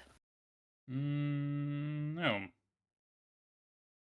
Okay, chirashi sushi is basically the original sushi. So back in the days, they didn't roll this into nori leaves, but Japanese fishermen, when they went out to sea, they caught fish all day. And fish spoils relatively quickly. So you either need to cool it or you need to bring it back to land quickly. But they couldn't do that. So they had to stay out at sea and they didn't have any cooling devices. So what they did was they preserved the fresh fish that was basically just fillet. So they had already gutted it, they had cut off the heads and tails and had thrown them away. And these fish fillets that they had, they put that in barrels with sour rice. So you know that sushi rice has vinegar as a marinade and it's slightly sour. Hmm. This is rice vinegar. And it's usually not very high in acid, so it's about like balsamic vinegar, like Italian vinegar, like 4 to 5% of acid. Um, so you have this marinated rice, and then you put a layer of dead fish on it. And then you put a layer of sour rice on top of that again. And then comes the next layer of fish. So it's rice, fish, rice, fish, rice, fish until the barrel is full. And then you open the next barrel, of course. Um, so the vinegar in the rice preserved the fish. And some people say that these fishermen, they brought the fish home and they threw away the rice and then they sold the fish. But what they also did is they ate this fish with the sour rice that they had preserved it in. So that is how the whole sushi tradition started, with the marinated rice and raw fish that comes from these barrels that these fishermen were taking out to sea with them. And that is why chirashi sushi is the oldest form of sushi, because it's basically just a layer of vinegar rice with raw fish on top. Wow. Oh, that's really cool. And I love that you don't have to roll this stuff, so you can literally just eat it as a rice bowl. Awesome. Okay, let's move on to the last Japanese item, and that's probably going to surprise you. Do you have any idea what this is? My first thought. I was gonna say some kind of like dumpling or rice balls, but they're kind of all weird textured. Are some of them look like tomatoes, but other ones look. Most, yeah. So it's a fruit. Oh, It just has different colors, and maybe concentrate on the reddish ones because they okay. would be reddish or like um, purple in Europe.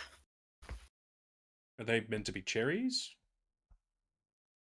No, no, but they grow on trees. Apples. No. I'll tell you, they're plums. Ah, that makes more sense. So two different types of plums, two different colors. I mean, we also have yellow plums in Europe, for example. So that is not that unusual. Two different sizes, as you can see in this case, and they make plum wine from these Japanese plums.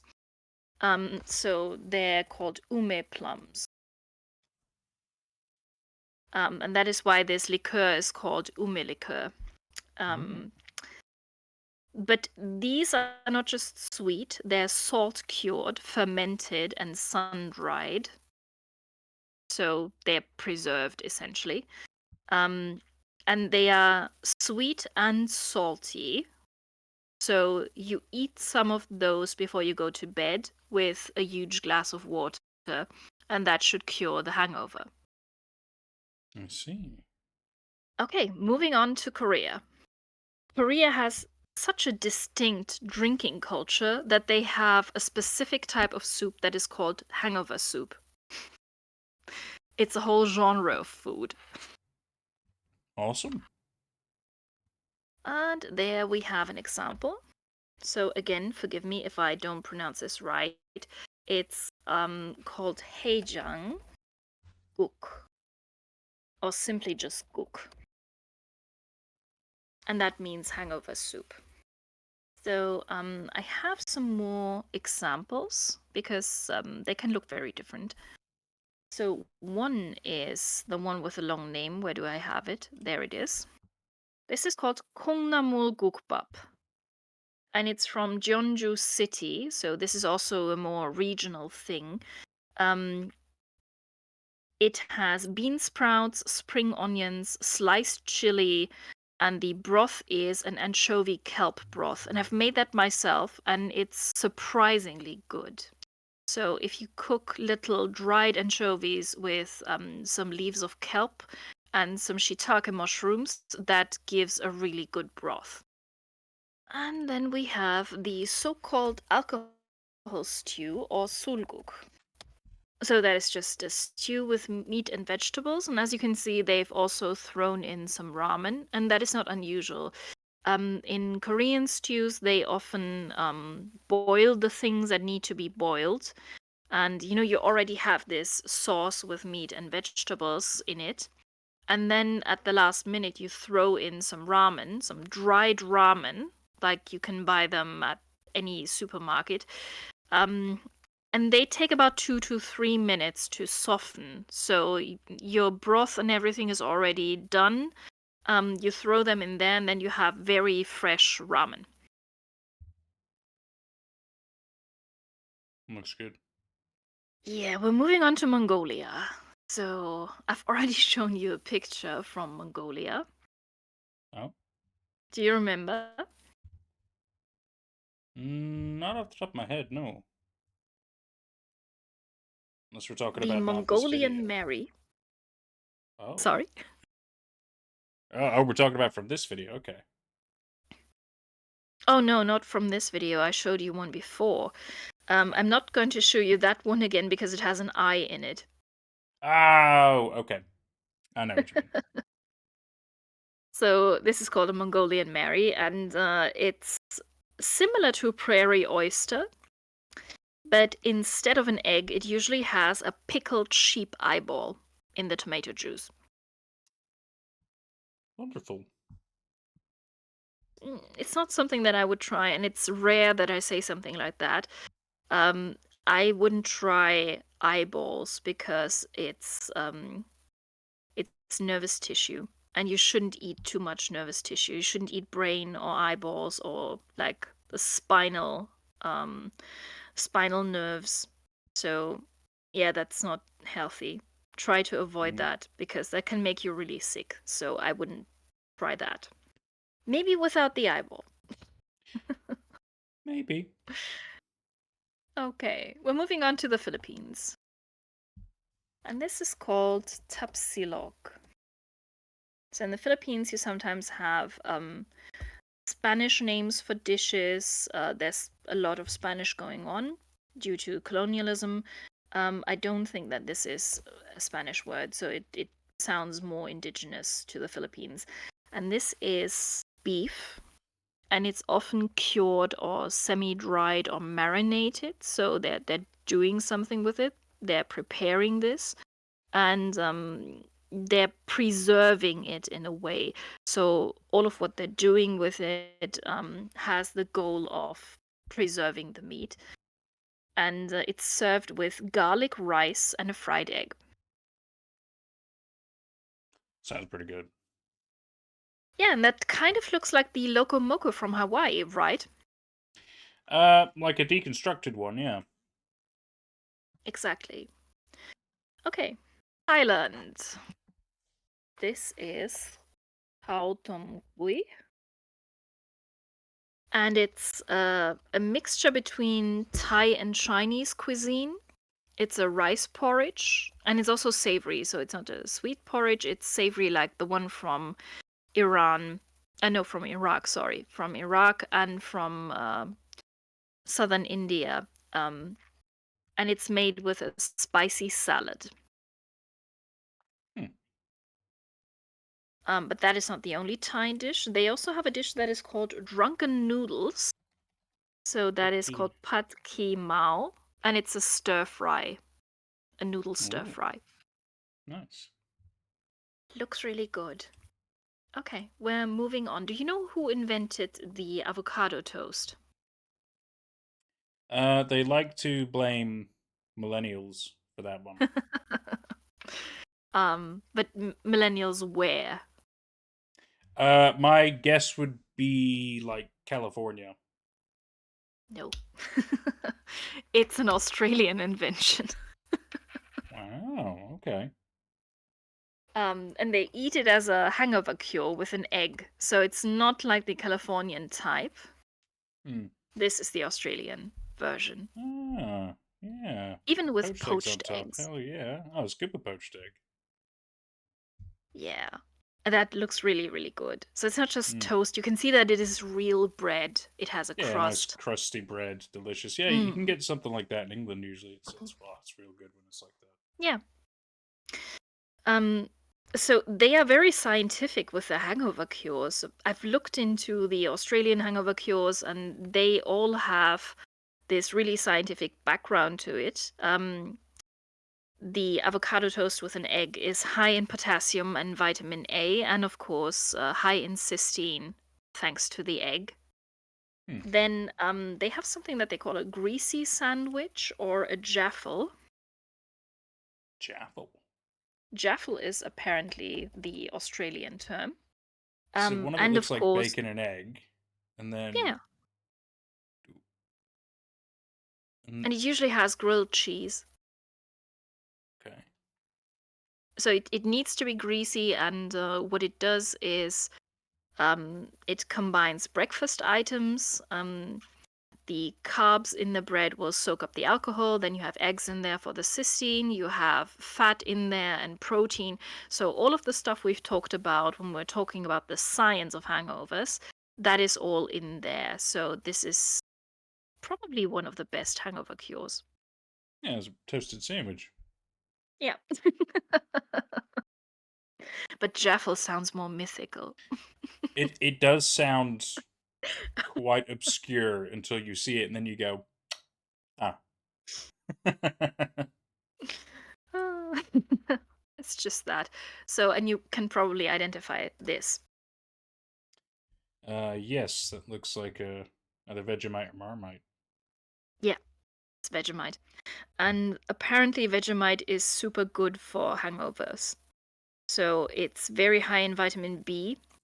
I've tried it, I don't like it. Yeah, it's a very distinct thing. You Yeah, either love it or you hate it. right. So, it's not my cup of tea. But I was surprised that it is so high in vitamin B. So, apparently, it's really good when you're having a bad hangover. So I would Yeah. probably try that next time I'm in Australia, but I think I would go first for the avocado toast or the greasy sandwiches. Oh yeah, no doubt, no doubt. Okay, that was the continent of Australia. I couldn't find anything specifically from New Zealand, so I think New Zealand probably has the same stuff that Australia has. Perhaps. If Okay. we're missing anything, New Zealand, though, you have a chance to jump in here and correct us. Yes, absolutely. Okay, we're going to Europe now, so we're almost finished. And we're starting with the British Isles. So I've cut Europe in nice little parts, and one part is the British Isles. Would you explain to us what a Great British Fry Up is? Yes. So we call it a full English because to make a Mm. full English you need the full ingredients, which typically would be sausage, bacon, baked beans, some people argue baked beans, but we're not talking about that. Obviously, an egg, at least one of some kind. Usually Mm. fried, but you could do poached or scrambled. Not a huge issue, but fried is the traditional way. Tomatoes, mushrooms, and optional is black pudding, but we also like having toast usually on the side or fried bread. That's what goes into it. And you can get it pretty much everywhere the breakfast is served. It is a staple. I really like that one. But I It's good. prefer it with omelette or That's scrambled okay. eggs. That's So I'm that's not that fine. much into fried. Okay. Yeah, you're still getting So still yes. getting full English. The Great British Fry Up is a hangover cure, and what you've described is the full English breakfast. But there are local modifications. So when you go to Ireland, for example, they also have something that is called white pudding. Yep. We sometimes also Or call it hog's pudding. yes, or Scotland, they have something like kippers, for example. So do you want to explain what kippers are? Kippers are small fish. Yeah. Think kind of like mackerel or things like that. Just a little or sardines, like small, usually quite salty fish that you can Mm. essentially eat in like one or two bites. Yes, so we do have some modifications for that. We're going to England now, but this is overall the British thing, like a big breakfast, a big warm breakfast, Oh yeah. um, with local modifications. So, as you can see, there is a little flag in it. Yeah, traditional back bacon. That's the stuff. Yes. And this I've heard is called a cheese toasty. That's right. It's exactly what it Okay. sounds like. Cheese in toasted bread. That's literally it's cheese toasty. Sometimes And you of could put course ham that in it too. That's quite nice. yeah, I mean that of course on its own works. It's very simple. Um, but bread again soaks up alcohol, cheese has protein and fat. So yeah, that works. Yeah. Then we have Ireland, and do you have any idea what blah means? Blah. No. No idea. No, okay. I will show you blah. So blah actually means bread roll, Oh, okay. and they have a specific one that is called the breakfast blah. Ooh. So this would be a breakfast blah or a Waterford blah. On the left, you can see the bread rolls. Mm. So they stuff them with breakfast items. It's very similar to the jaffle in Australia, just different type of bread. And But you not would toasted stuff bread. no, no, no, like real bread with a crust, but Hmm. soft, almost like a French baguette. Yeah, we have those too. We call them like Um, breakfast rolls or baps or sandwiches, butties, things like that. yeah. So you would typically fill that with bacon, sausages, black pudding, brown sauce. And brown sauce isn't just a sauce that is of a brown color. Can you explain what brown sauce is? Um, I should be able to kind of explain it. So it's quite a savory sauce. It's a little similar to the Worcester sauce, the Worcestershire sauce, as people Hmm. like to call it. Little similar flavor. That like it's kind of like got a little bit of bitterness to it, but it is fairly a meant with like savory kind of things. It's for Americans. Funnily enough, they have a steak sauce which is pretty much exactly the same flavor but a different consistency, and that's called A1 steak sauce. Okay, I didn't know that. So I've seen it compared to ketchup. So it could be used like as a substitute for ketchup, but the flavor is quite Mm. different. Whereas ketchup can be like sweeter. Yeah. Brown sauce is more like a tart, almost bittery in a way, Hmm. but it's good with savory Okay. foods. Hmm. Yeah. So that is in it too. You have different types of meat or sausages in there with brown sauce. And then apparently, people either drink it with a rock shandy or a pint of stout. So stout would be something like Guinness. Would you explain what a rock shandy is? I know what a shandy is. Let me. Yeah, so it's a lemonade or sparkling water with bitters. I'll have to try that sometime. Sounds all right. Sounds good. So, yeah, the breakfast blah is a relatively new Irish item, apparently invented in Waterford. Hmm. Um, then another thing that Irish people apparently like to fight their hangovers is the chicken fillet roll. Ooh. Looks really good. And then they have something that exists in other variants also in England, Yep. and that is the Irish crisp sandwich. Oh yeah. So that is why we had to talk about crisps and chips.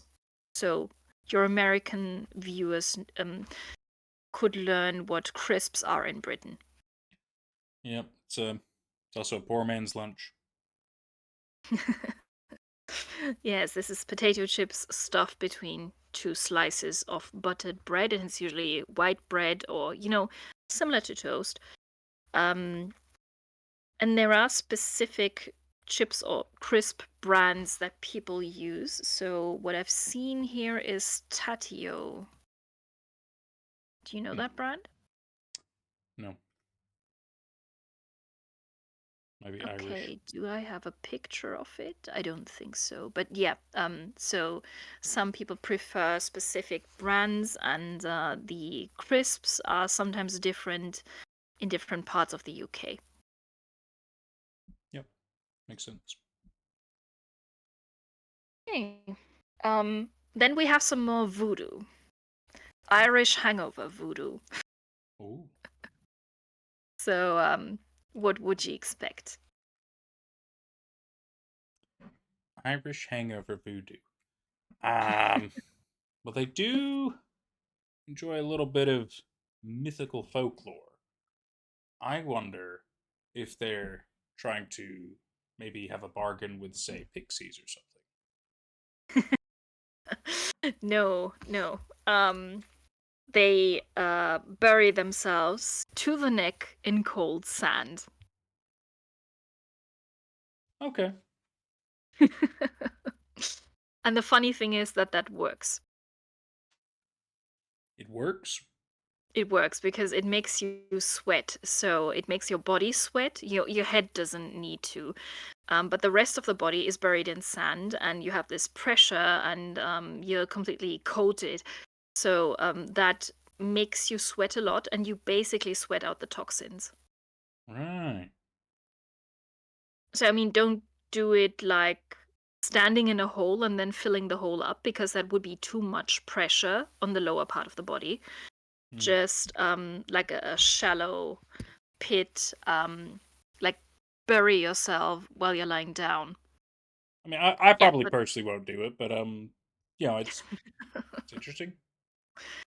it's not just the Caribbean that has hangover voodoo, it's also Ireland that has hangover voodoo. How about that? Okay, then let's go to Scotland. And they seem to have a beverage that they like to drink when they have a hangover. Can you tell us anything about that? Have you tried it? Yes, I have had Iron Brew many a time. It's something you can get pretty much anywhere in the UK. It's I'm trying to think how best to describe it because it's got quite a flavor. It's not like super surprising flavor. Let me see Mhm. how best to describe this. God, even if you like Google it, they don't really know how to exactly tell you because Well, it's quite unique. that it was called a carbonated orange soft drink. Does it taste like orange? Uh, a little bit. I don't know if I would properly call it like an orange drink. 100%. I'd say it's got moments of it, but it does also have kind of other flavors too. It's probably whiskey filtered through a sheep. It could be. Like It's the Scotland's the whiskey. shaman reindeer thing with the fly amanita. Has Yes, 32 okay. flavoring agents? Oh my god. That's a bit But much. it isn't alcoholic, so it's a soft drink, right? No. Yeah, no, it's a Uh, soft drink. Yeah, Yeah, okay. So it probably works like a sports drink, like we've seen with the electrolyte drinks. Okay, there is another yeah. thing. So I told you there was no haggis, but there is a Scottish dish that is also used as a hangover cure. Um, Yeah. Ooh. have you seen that before? Um. Hmm. It's an interesting little breakfast kind of sandwich. Egg, beans. Oh, Lorne sausage. Yeah. Yes, that is the square beef sausage that looks Hmm. like a square patty, but it's a sausage. Yep. And as you can see, it's in a very similar bread roll as the Irish breakfast blah. Mm. Yeah, very common. Yeah, and apparently they're called morning rolls in Scotland. That makes sense. Yeah. Okay, we're done with the British Isles. We are going to Northern Europe now. Specifically to Denmark. So, hair of the dog. This is called reparationsbier, and it means recovery beer.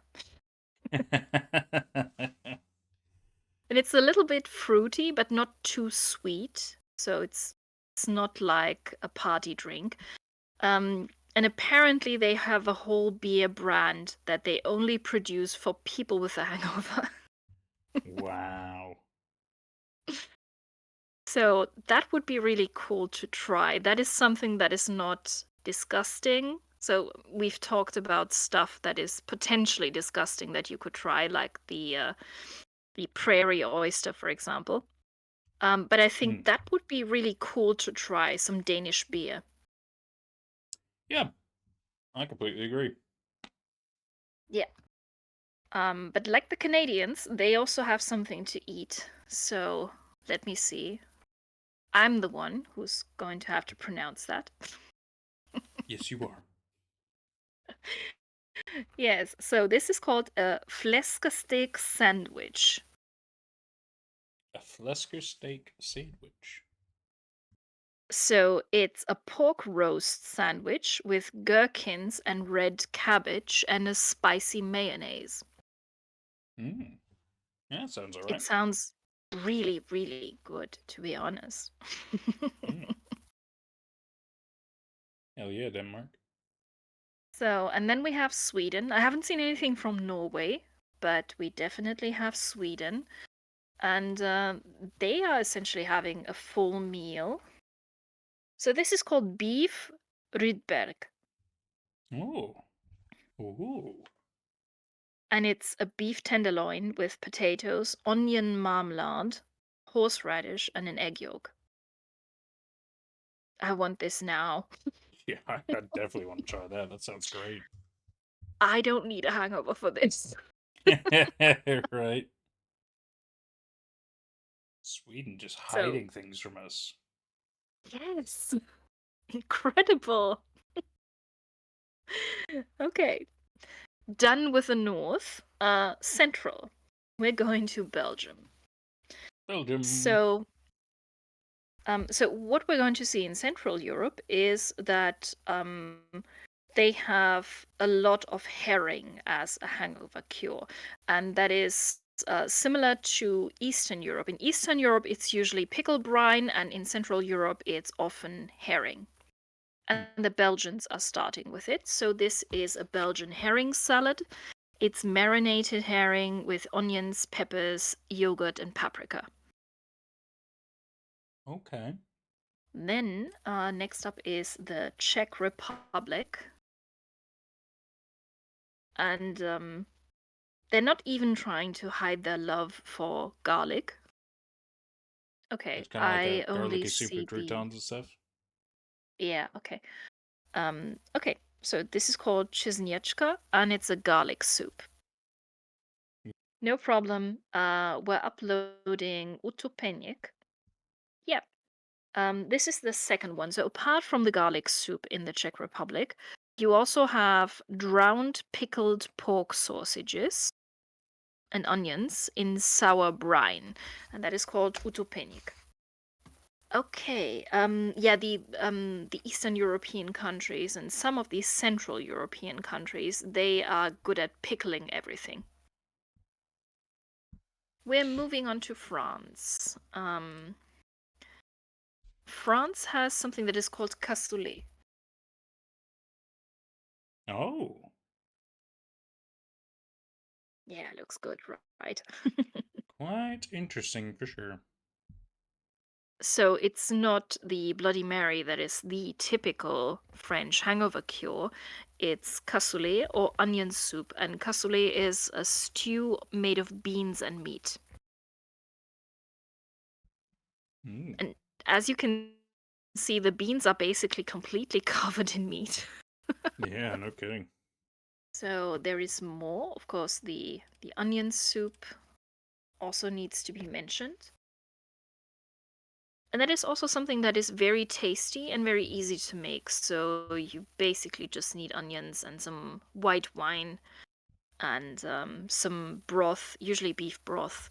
And then you put some bread on it, and it's usually stale bread, it's dry bread. And you put it in the oven with some cheese, some grated cheese on the bread, so it bakes over. Yeah, it's quite nice as a French onion soup.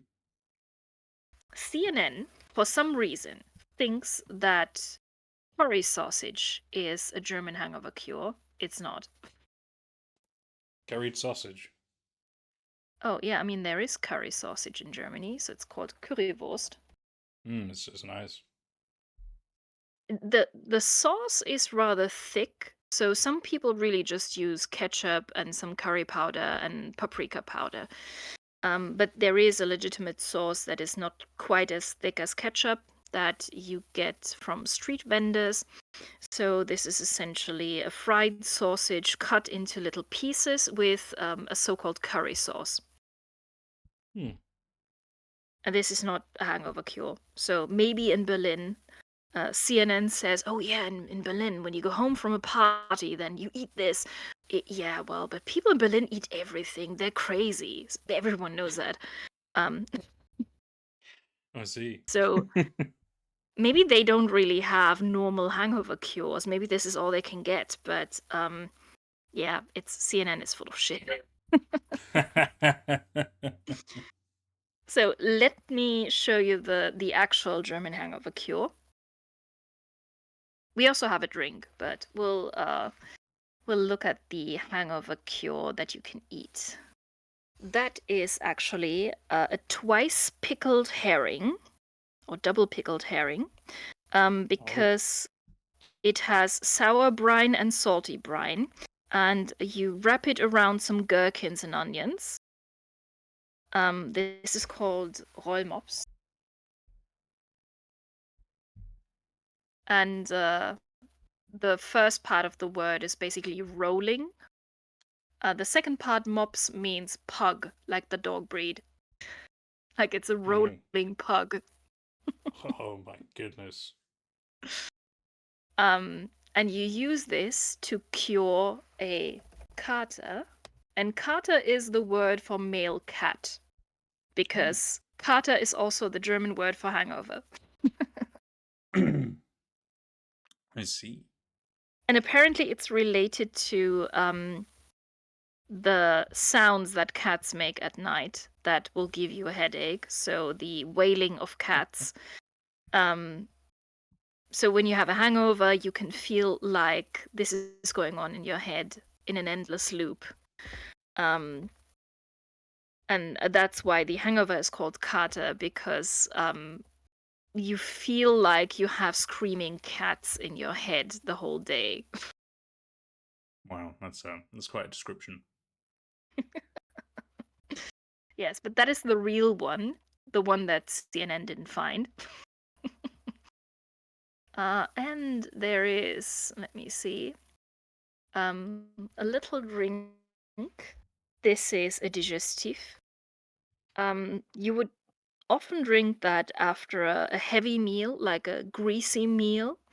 And it's slightly bitter, so that is a typical hangover cure. You drink that in the morning. It's alcoholic, but it's really just a tiny shot, as you can see. So it's full of herbs, and I think that is the part that helps. You could also drink Jägermeister.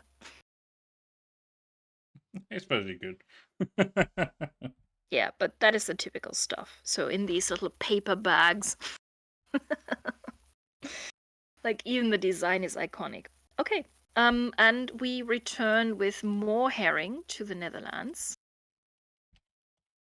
And this is called broodje haring.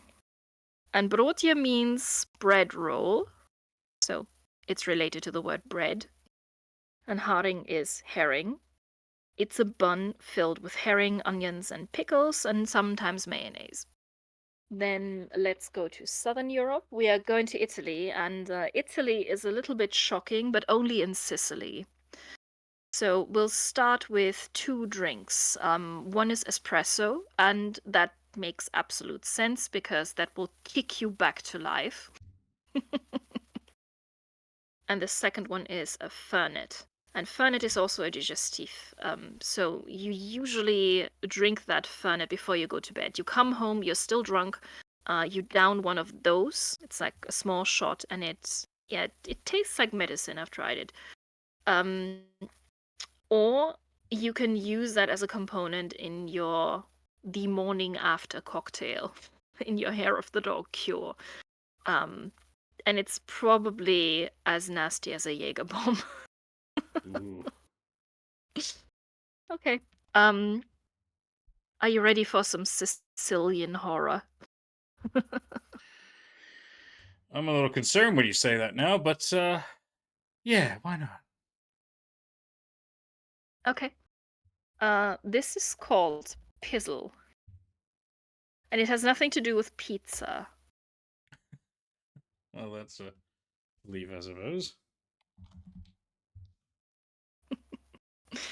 What does it look like?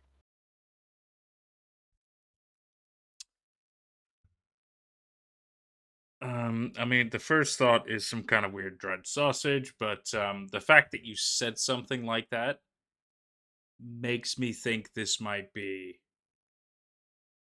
genitalia. Yes.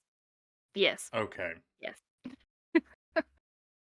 It's a dried bull's penis, and it does Of look a little course. bit. Yeah, it does look a bit like a cabanossi sausage. And apparently, I haven't tried this, but apparently it tastes similar to beef jerky. So you could go with beef jerky instead of this. I see. That is one of the gross ones. So if you take this and the Mongolian one and the Hungarian one, yeah. And we're coming to the Hungarian one later. Okay. Last thing from Italy. So this is mainland again. This is not Sicily. Different types of hangover cure spaghetti, and they're called spaghettata di mezzanotte, and that means midnight spaghetti. And the point is not the spaghetti. The point is that you usually have a sauce that is made of oil and garlic, so aglio e olio, and that you eat it before you go to bed. So you're still drunk, you're crawling home, you're eating some of this, and then you're going to bed. And the garlic and the oil and the carbs in the spaghetti, they should solve your problem before it even starts the next morning. I see. Okay, that is Italy. We're going to Portugal and Spain now. Do you want to try to pronounce the Portuguese one? I'm certainly happy to try. Francesina? Yeah, it's. I think the NH is similar to the Spanish N with a little line on top, so this is probably Francesina or something. Could be. But yeah, close. Um, So, um, this is similar to the Irish breakfast blah. You essentially just stuff ham, roast beef, fresh sausages, then traditional paprika pork sausage in bread, and you put melted cheese on top and a fried egg. Yeah, So sounds all right. total meat overkill. Yeah, probably a little too heavy on it, but yeah, I'd still try it. Yes, and the paprika pork sausage, if you can't get that where you are, because it's a traditional Portuguese thing that they don't sell everywhere, you could substitute that with chorizo or a similar French sausage or Polish kielbasa. It's supposed to be spicy and it's supposed to have a lot of fat and protein and carbs. So, again, it's one of these dishes that just combine everything. Okay, let's go to Spain. And I'm sure you can tell me what this is. Churros. Yes, with chocolate sauce. Oh yes, delicious. The thing is that the Spanish didn't even invent those. So, what historians think is that churros were invented in Rome, in the Roman Empire. And Roman legionnaires just took them with them to Spain because they liked them so much. And of course, they didn't have chocolate sauce. But they took their churros and they became a very common dish in Spain, even after the empire had collapsed. And went on to Portugal, and then through the Spanish and Portuguese colonizers, they also spread around the globe, like mostly to Latin America, but you can also find them in the Philippines. And chocolate, for the chocolate sauce, is something that comes from these Latin colonies in South America. So chocolate is a South American thing, and that is why these chocolate churros are the typical Iberian hangover cure. Oh, I see. They stole it from Rome and then they brought in chocolate. How dare Okay, they? we're almost done. We're going to Eastern Europe now, and as you know, our last country will be Russia. Um, so we're starting with stuff that is very common all across Eastern Europe. And remember, be wary of Hungary. We have rasol, sometimes just written with one S. Um, rasol is cabbage brine Hmm. or sauerkraut juice. Ooh. Well, mm, Yeah, mm, it's iffy. That sounds iffy. that is true. It doesn't sound uh, like the worst thing, but it's a little iffy. okay, so let's see. Um, Other things that are very common in Eastern Europe are salty pickle brine. So in Western and Central Europe, you usually have sour pickles, but in Eastern Europe, salty pickles are more common. And that is why in that jar, the liquid looks a bit cloudy. It's due to the high salt content. So this is not spoiled. It's still good to eat, but the salt brine is a bit cloudy. And the other stuff that you will see is vodka, Russian vodka and Polish vodka. And there is this fight going on between Russia and Poland. Who invented vodka? Both say they did, um, but we can't be sure. So, yeah. Um, Vodka as a form of hair of the dog is also a hangover cure. Oh, yep, makes sense. And then there is something that is called Zurek, and that is a Zurich. sour cereal soup. Isn't my cup of tea. I've tried that. It's too sour for me. So it tastes like it's spoiled because, it almost tastes like fermented porridge. I see. But I guess that it could help if you have a hangover. So it's similar to the tiger milk thing in South America. You probably wouldn't eat that in large amounts. You wouldn't eat that if you were okay. So you can eat it as a hangover cure. There is a Romanian variant of this, and we'll look into that, but the Romanian variant is essentially also a sour soup. So that is the stuff that everyone has. And now we have some Eastern European hangover voodoo, and we have two cases. One case in Russia, we'll get to that when we finish. But there is also a case of hangover voodoo in Estonia. Okay. It's vodka socks. Why? Okay, I'll explain the concept to you. So there you have a picture. Oh, Um, oh, oh.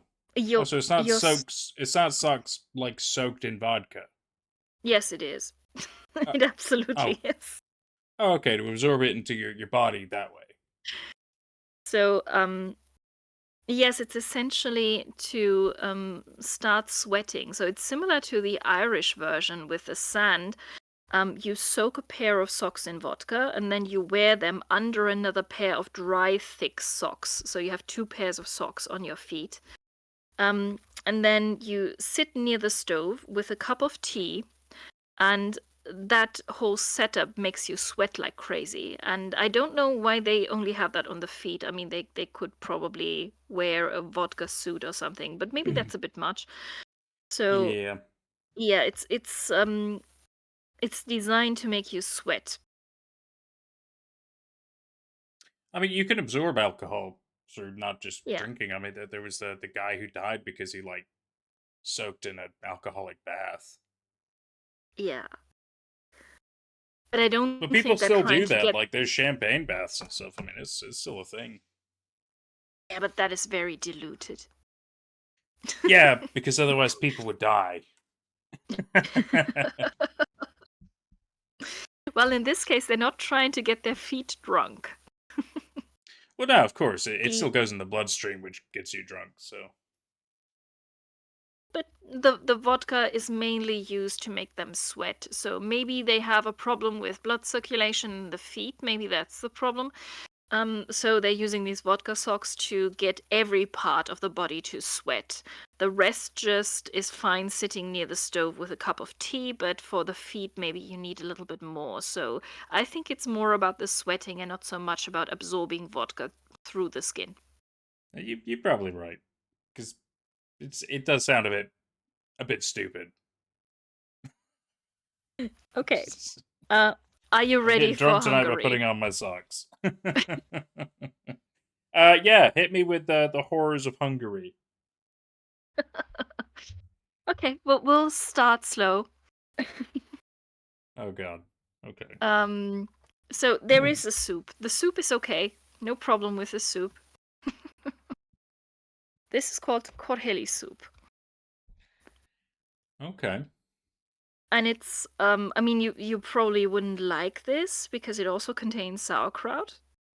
But it also has That's finely fine. chopped onions, it has diced bacon, it has red peppers, like red bell peppers in this case. Um, so yeah, it's a little bit on the sour side, but it looks really nice. That is the nice part. We're finished with the nice part now. They drink brandy that has a special ingredient, and that special ingredient is sparrow poop. What? What? I'm not kidding. That's a hangover cure. Yes, and What? I've read about this. So one thing everyone keeps asking is how do they get the bird to shit in the drink?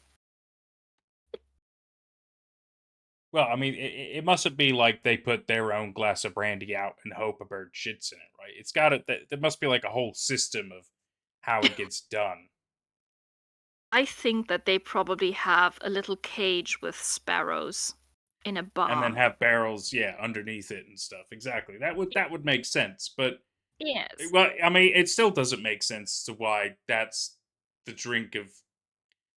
So, somebody had to try this first,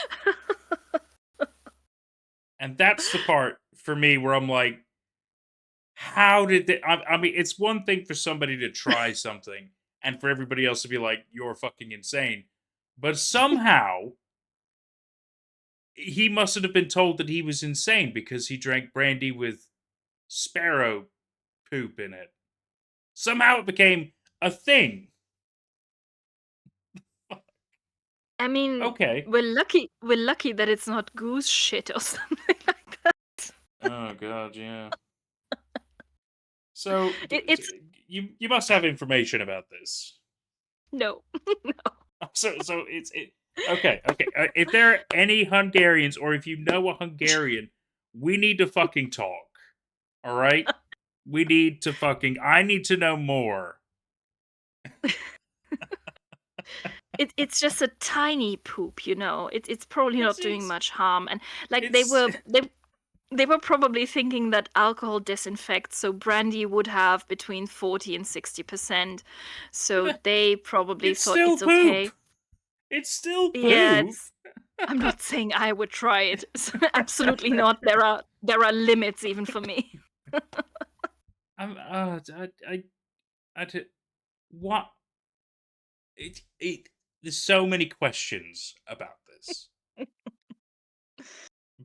So, as far as I could find out, they really have these little cages with sparrows, and they're probably semi domesticated.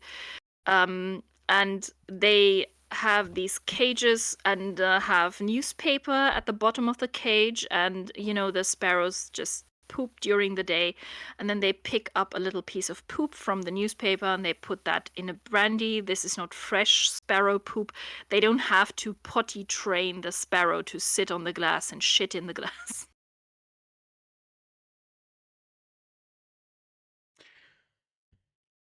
They must.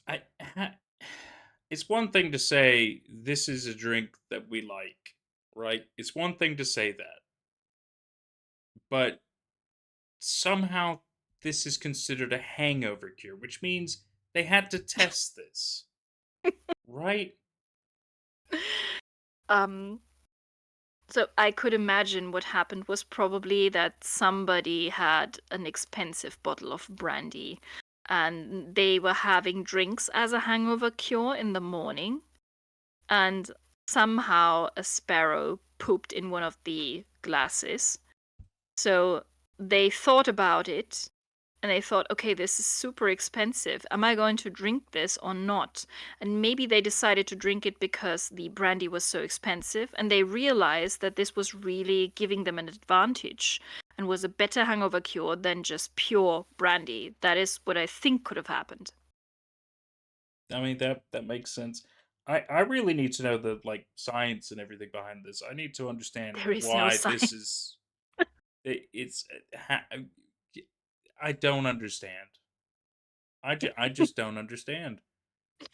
Yes, that's I what I said. suppose an argument could be made because that there's also the fact that like one of the most uh like extravagant, I think it's coffees, Mm. is like a coffee that's shat out by a specific animal, and we still drink that coffee even though the animal eats the stuff, shits out the stuff, and we scavenge through the poop for the stuff to then make the coffee.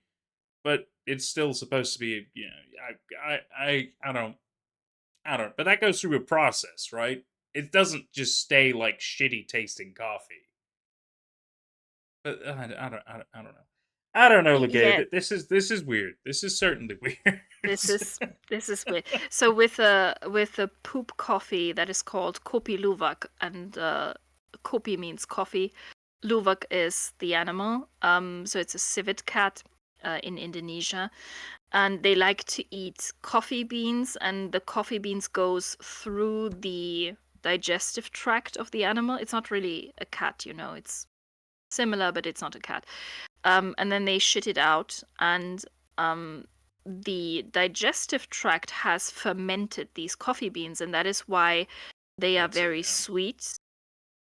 They have no acid and they have no bitterness in them. That is why a cup of coffee costs $12. Um, but they clean that stuff, so you're not getting to drink shit coffee. There is no shit on the beans when they're done with them. They roast them, and the fire cleans them up, and they wash them and everything.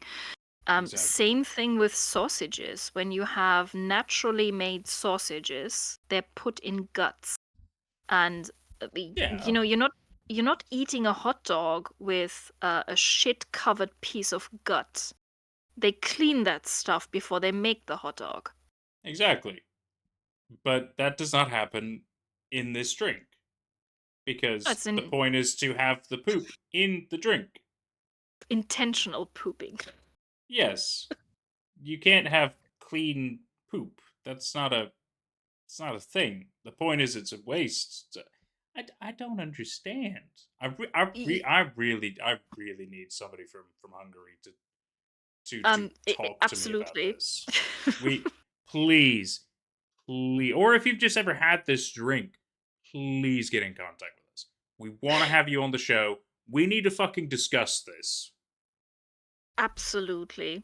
So, I have to say, from my perspective, from medical anthropology here, there are a couple of reasons how and why you can use pee. So you can use pee for different things. You should not drink it.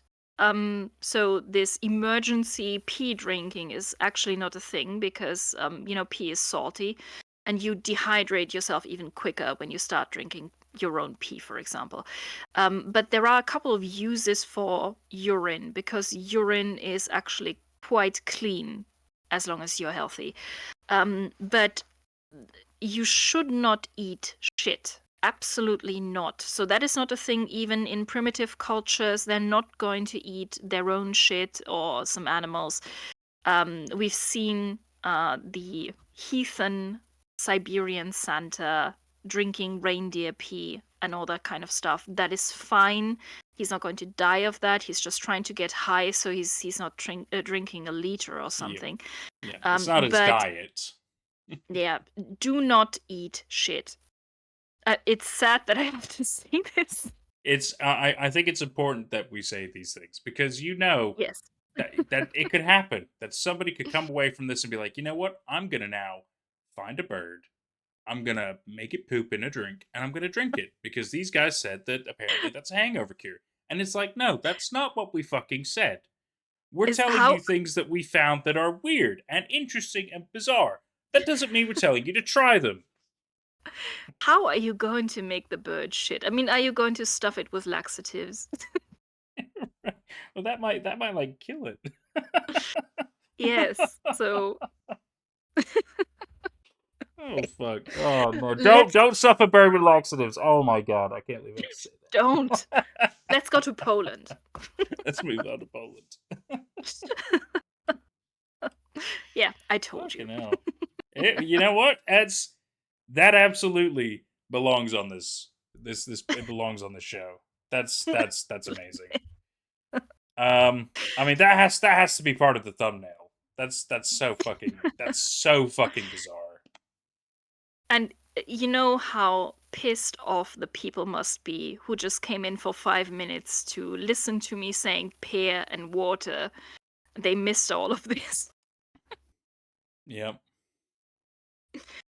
Okay. Um, we have another sour pickle. That is a dill pickle. That is the Polish one. And you drink this sour dill pickle brine. And if you're a tourist, they will give you brandy, but brandy without poop. Well, that's very kind of them. Yes, but you like poop in your brandy. I'm sorry, what did you say? Like the Hungarians listening, I say, boy, it's not even worth it. I seriously need somebody to tell me about this. Okay. Romania. Romania has something that I'm not sure I can pronounce. Um, at least not correctly. I think the word is ciorba de burta, and this is tripe soup again. so Okay. organ meat soup. Yeah. Yeah, this is what it looks like. It doesn't look too bad, actually. It looks nice. And, So we should. well, it has intestines, but it also Yeah. has pork or beef, and it has garlic and onions. Because, it's not just important that you get rid of the hangover, you also need to get rid of the vampires.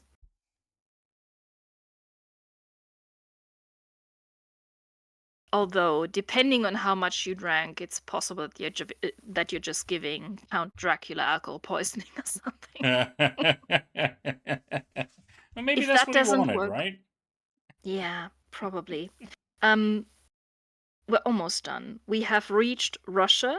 I will show you a couple of drinks, but apart from these drinks, there is also some voodoo, some hangover voodoo, and you can take a wild guess what it might be, but let me show you the drinks first. So I've already sent you the picture of the Russian vodka, and it's called Arkhangelskaya, which means that it is from the city of Arkhangelsk, that is a polar city in western Russia, northwest Russia. It has about 300,000 inhabitants, and it's you can translate this to Archangel City because That's they pretty. also have a monastery, and it's the monastery of Saint Michael in Arkhangelsk. So it's written like this. And you immediately can tell that it says Archangel. Hmm. And to be perfectly honest with you, the Arkhangelskaya vodka is the best vodka you can get. It's so mild, it doesn't even burn in your throat when you drink it, so it's really, really nice and smooth, and you still get very drunk. But you Hmm. don't realize that you're getting drunk. Hmm. Okay, so that is one thing. They just keep drinking vodka. So they usually drink vodka in the evening. Well, not every evening, but when they have a nice party, then they drink vodka and then they continue the next morning. That is a thing. You could also drink something that is more milk-based. One of these. Ah, Well, kefir, yes. kvass is not actually milk-based, sorry. It's a bread beverage. But kefir or kefir is fermented dairy, and ryazhenka is also fermented dairy. So the first one is kefir or kefir, and the second one is ryazhenka. And there are different levels of fermented, but it's a thick milk product, and it's yeah, it has a certain sour taste to it, but it's not spoiled. And the kvass is similar to malt beer. So you can write that with one or two S in this case. Hmm. And it's a carbonated beverage. Very, very similar to non-alcoholic malt beer. And I actually prefer this. So if I had to choose between cola and kvass, I would take kvass because when it's properly cooled in summer, then it is much nicer than cola. It is not as sweet. It has a more subtle flavor, and it's really refreshing. But we need to get to the Russian voodoo. So, last question. What do you think Russian voodoo could look like? What could they do to get rid of the hangover? Don't tell me they bury themselves in snow. No. But they're Is that sweating. right? They're still sweating. I don't know. They have like hot baths and saunas and stuff. Yes. So this is called banya. Banya just Ah, means bath. It's a steam sauna, so it's not like the Finnish sauna. It's more like a Turkish sauna, but not quite as much steam. So somewhere in between Finnish and Turkish. They're sweating out the toxins. And one special feature is that they're getting whipped with birch twigs. okay. And that makes sense. You don't have a branch or something like that because that would be too heavy and too strong.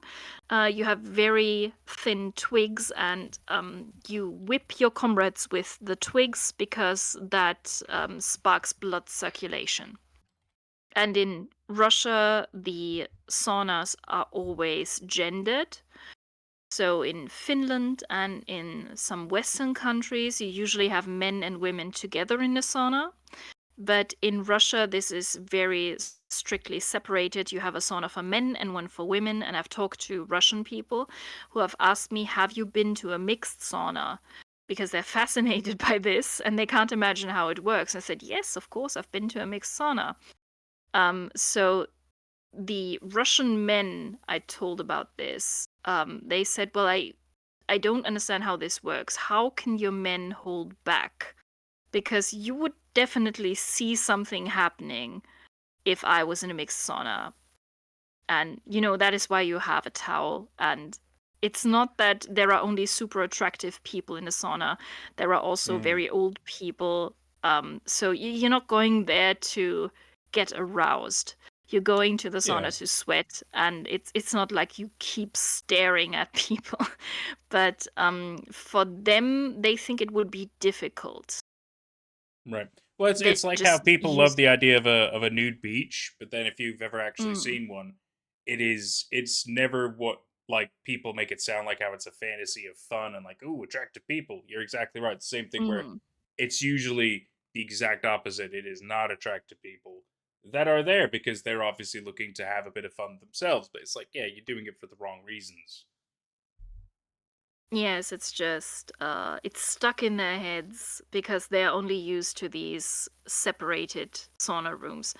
But yeah, so they have a whole culture around this, around banya. People have their own little banya in their garden, for example, and when you go with a family, then you're not separated by gender because it's a family and you know everyone. You're not getting aroused by a mother-in-law. I mean, if you did, that would be a problem. Um, so yeah, it's a whole culture. They have specific sauna hats made of felt. You can see that in the picture, and it's its own thing. Even in the big baths, you can go to a banya in Moscow, for example, but there will be only men. So, yeah, that is the Russian hangover voodoo. And apart from that, they don't really eat something to get rid of the hangover. They drink things to get rid of a hangover. Because they have something that is called zakuski, and that is drinking snacks. So the secret why Russians can drink so much is that they never just drink. They always have little snacks. For example, they have a giant white block of pork belly fat that they eat. They eat dried fish and dried squid, and they eat very dark rye bread. So there's a couple of these snacks that they always eat when they drink something, and it's not always the same whether you drink beer or something stronger. So they have their snacks for beer and they have their snacks for vodka. And these snacks actually work really well. So they rarely get a hangover if they stick to the snacks because these snacks prevent them from getting too drunk. Smart. Yeah. And I didn't list that here because that is essentially you're preventing a hangover. So I know we've talked about methods to prevent one too, the midnight spaghetti in Italy and so on, but these zakuski, they're usually just sold as something that you can have with the drinks so you don't get drunk that quickly. But the secret is that they also prevent hangovers. They just don't tell anyone about that. I see. Okay, we're done with the hangover video. So, going back to the three fish and the worm, we had the situation with the languages, with English, German, Russian, and Hungarian. So, how do you feel about the 4 hangover cures now? Do you think that is accurate with the fish and the worm? Sorry? Yeah. Sorry, So I the just didn't quite catch that. um do you think that the picture with the 3 fish and the worm is accurate? You know, the worm is English, then the little fish is German, the middle fish is Russian, and the big one is Hungarian. So I told you that this is actually the grammar of these languages, but we can also use it to describe the hangover cures. So do you think that the British hangover cure is more harmless than the German one, and the German one is more harmless than the Russian one, and the Russian one is more harmless than the Hungarian one? So do you think that's the case, or do you find one of these hangover cures is misplaced? Mm, no, I think for the most part that makes the most sense, especially with Hungary being the Big fish. absolute big fish. I mean, it just we got to talk to somebody about this. You I just can tell that this has traumatized you. I think it's more intrigued the crap out of me, and the sad part is that we sadly just don't know enough about it, and it's one of those things very clearly like, well, we need to know more. You can't just it's like with somebody, it's like the dead cat analogy, right? Like it's like if somebody Mm. drops a dead cat on a table in the middle of a conversation and then doesn't talk about it. It's like you can't just do that without more explanation, right? The funny thing is, we're not even talking about the Mongolian hangover cure or the Sicilian bull penises anymore. Like, just because Yeah. Hungarian is so crazy. It is an extra layer of crazy Yes. because it's not just a hair of the dog, it's a hair of the dog with actual poop in it. I mean, like, what? It'd be one thing if they were like, oh yes, we put like or yeah, bull testicle in it or something. Like, yeah, that'd be fucking weird, but we've heard that those things have been eaten and consumed before, and that's it's gross, but yeah, it's a thing we've heard.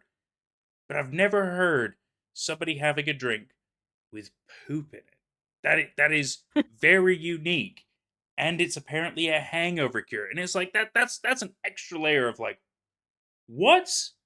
How did? Yeah. So that just intrigued the crap out of me. It's so bizarre. Yes. So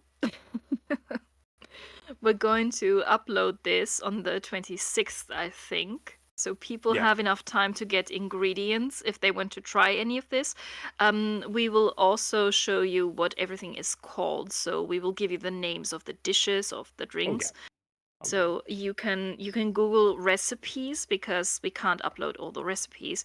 But so you know what it is, and you can get the ingredients and maybe find a nice little simple recipe for yourself so you can make it at home. And a lot of this stuff isn't that complicated to make. Um, but like with the blood chocolate, we need to find out what Nate should try. So tell us what you want Nate to try. And the sparrow poop is off the table, okay? We're not doing that. 100% off the table. I will, however, have open debates and discussions about it, but I will not consume it. And I think we should also take the Sicilian bull penis and the Mongolian eyeball drink off the table just to make sure, Ideally. because that's the next. So it needs to be something that Nate can get where he is now. So he doesn't have to travel to Estonia to get some vodka socks or something like that. Or to Haiti to get voodoo needles for his cork. Oh my god, right? Yeah, stabbing my cork. Like, what the fuck? Not every drink even has a cork, so what are you supposed to do then? I stab my beer That bottle or something? Like, Yeah, I don't think that would work. Maybe you should wrap it in styrofoam or something. You could stab the styrofoam. Oh man. And what happens if you don't have legitimate voodoo needles? What if you just take some Yeah, hairpins from does your it not work? girlfriend? Right? Like did I do the wrong thing? Have I cursed myself now or something? Ooh. We need some guidance on some of these as well, okay? Yeah, I think it just doesn't work then because my colleagues in a previous job, they gifted me a little voodoo doll, and it looked like our boss. So naturally, I used my hairpins and put all of them in his crotch, but he didn't have any problems after that, so it clearly didn't work with hairpins. Maybe you fixed him. Oh God, I gave him acupuncture. Maybe he's better in bed now. Oh no. I'm sorry I've ruined it for you. Oh God. I'm going to have nightmares. You and me both. Yes, but in your case, it's only sparrow poop. I don't think that's gonna give me nightmares. It's certainly gonna frustrate me because I need to find out more. That's so weird. Yeah. So Well, the problem is that Hungarian, like Estonian and Finnish, these three languages, they're connected. They're the Finno-Ugric languages, right? And they're not even European languages. They come from Central Asia, northern Central Asia in the Altai Mountains. Um, because these people were originally mixed, so mixed European and Asian, and they migrated from the Altai Mountains into Eastern Europe and Northeast Europe. Um, so they're not full Europeans, but mostly. It's similar to people living in the furthest east of Asia. Some of them, like Koreans and Japanese, for example, can also have tiny amounts of European DNA from all these movements in Eurasia. Mongols, well, with Mongols, you see it more clearly. But it's usually a very small amount. And the Finns and some Estonians and the Hungarians, they have tiny amounts of Asian DNA that you usually can't see in them. So the Finns look mostly like their neighbors, the Swedish, because they're like 98% the same. Um, but their languages are very, very difficult because they're not related to European languages. So even if you found an article about the sparrow poop brandy in Hungarian, it would be difficult to get that translated. And Google Translate, for example, is notoriously bad at grammar. I always have to correct it when I am trying to translate something to or from Russian because it simply doesn't understand grammar that well. So I wouldn't trust these translation apps with Hungarian, and I don't know, maybe you're you're turning what you're trying to translate into some sort of recipe or into the Hungarian constitution or something. But I don't think it would be easy to translate that, even if you found an article on it in Hungarian. yeah. So yet again, we need somebody to talk to us. We need Hungarians, yeah, definitely. And they're really cool people. Um, I've never met a Hungarian person that I didn't like. They're very brave, and they have to be brave because, of their grammar and because of the drinks. Damn right. Yeah. So, what did you like best? What would you actually want to try of these hangover cures, aside from the Well, stuff there's that you already know? I mean, there's certainly quite a lot of them that aren't really crazy out there.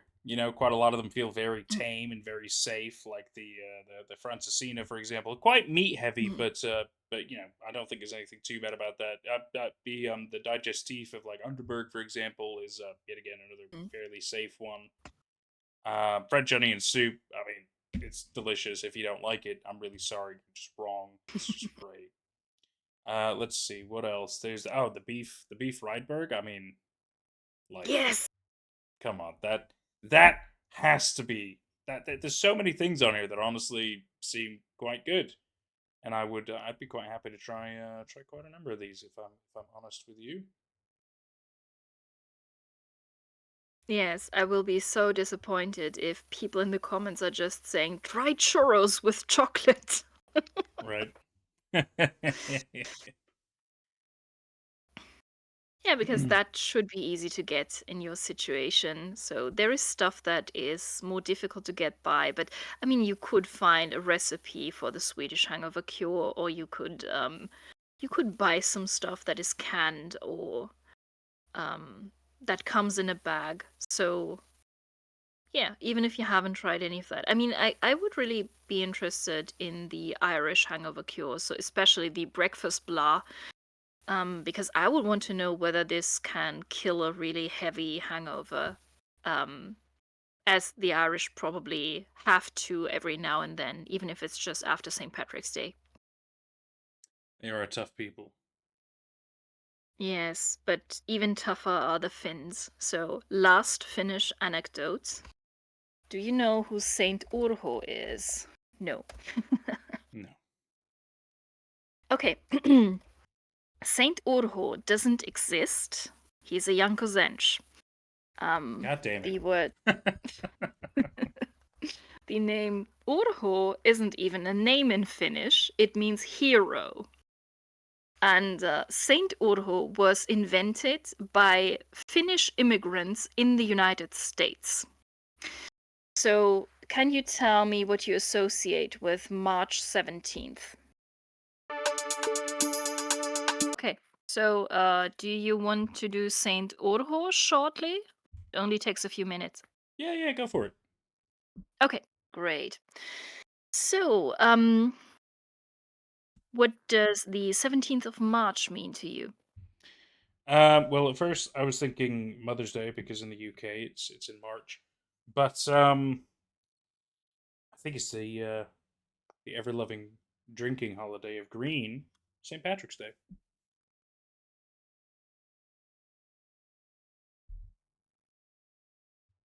Oh, have I lost you again?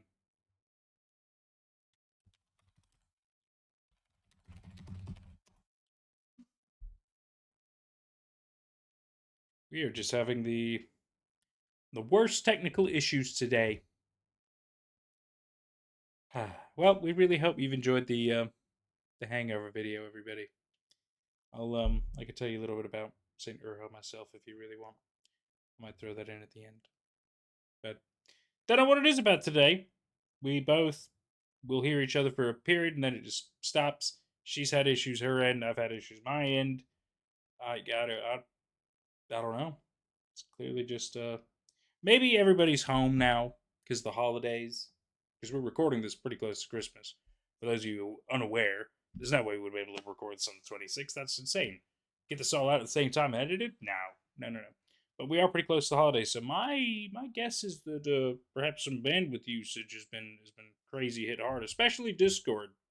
Get the feeling Discord might be having problems too, and that is what it is. I'm still technically in the call with Ligeia right now. I could even show you a little bit of that. Hang on, just to kind of prove to you, like look. I mean, this is how we typically do it. We do a typical Discord call. This is obviously me. That's her.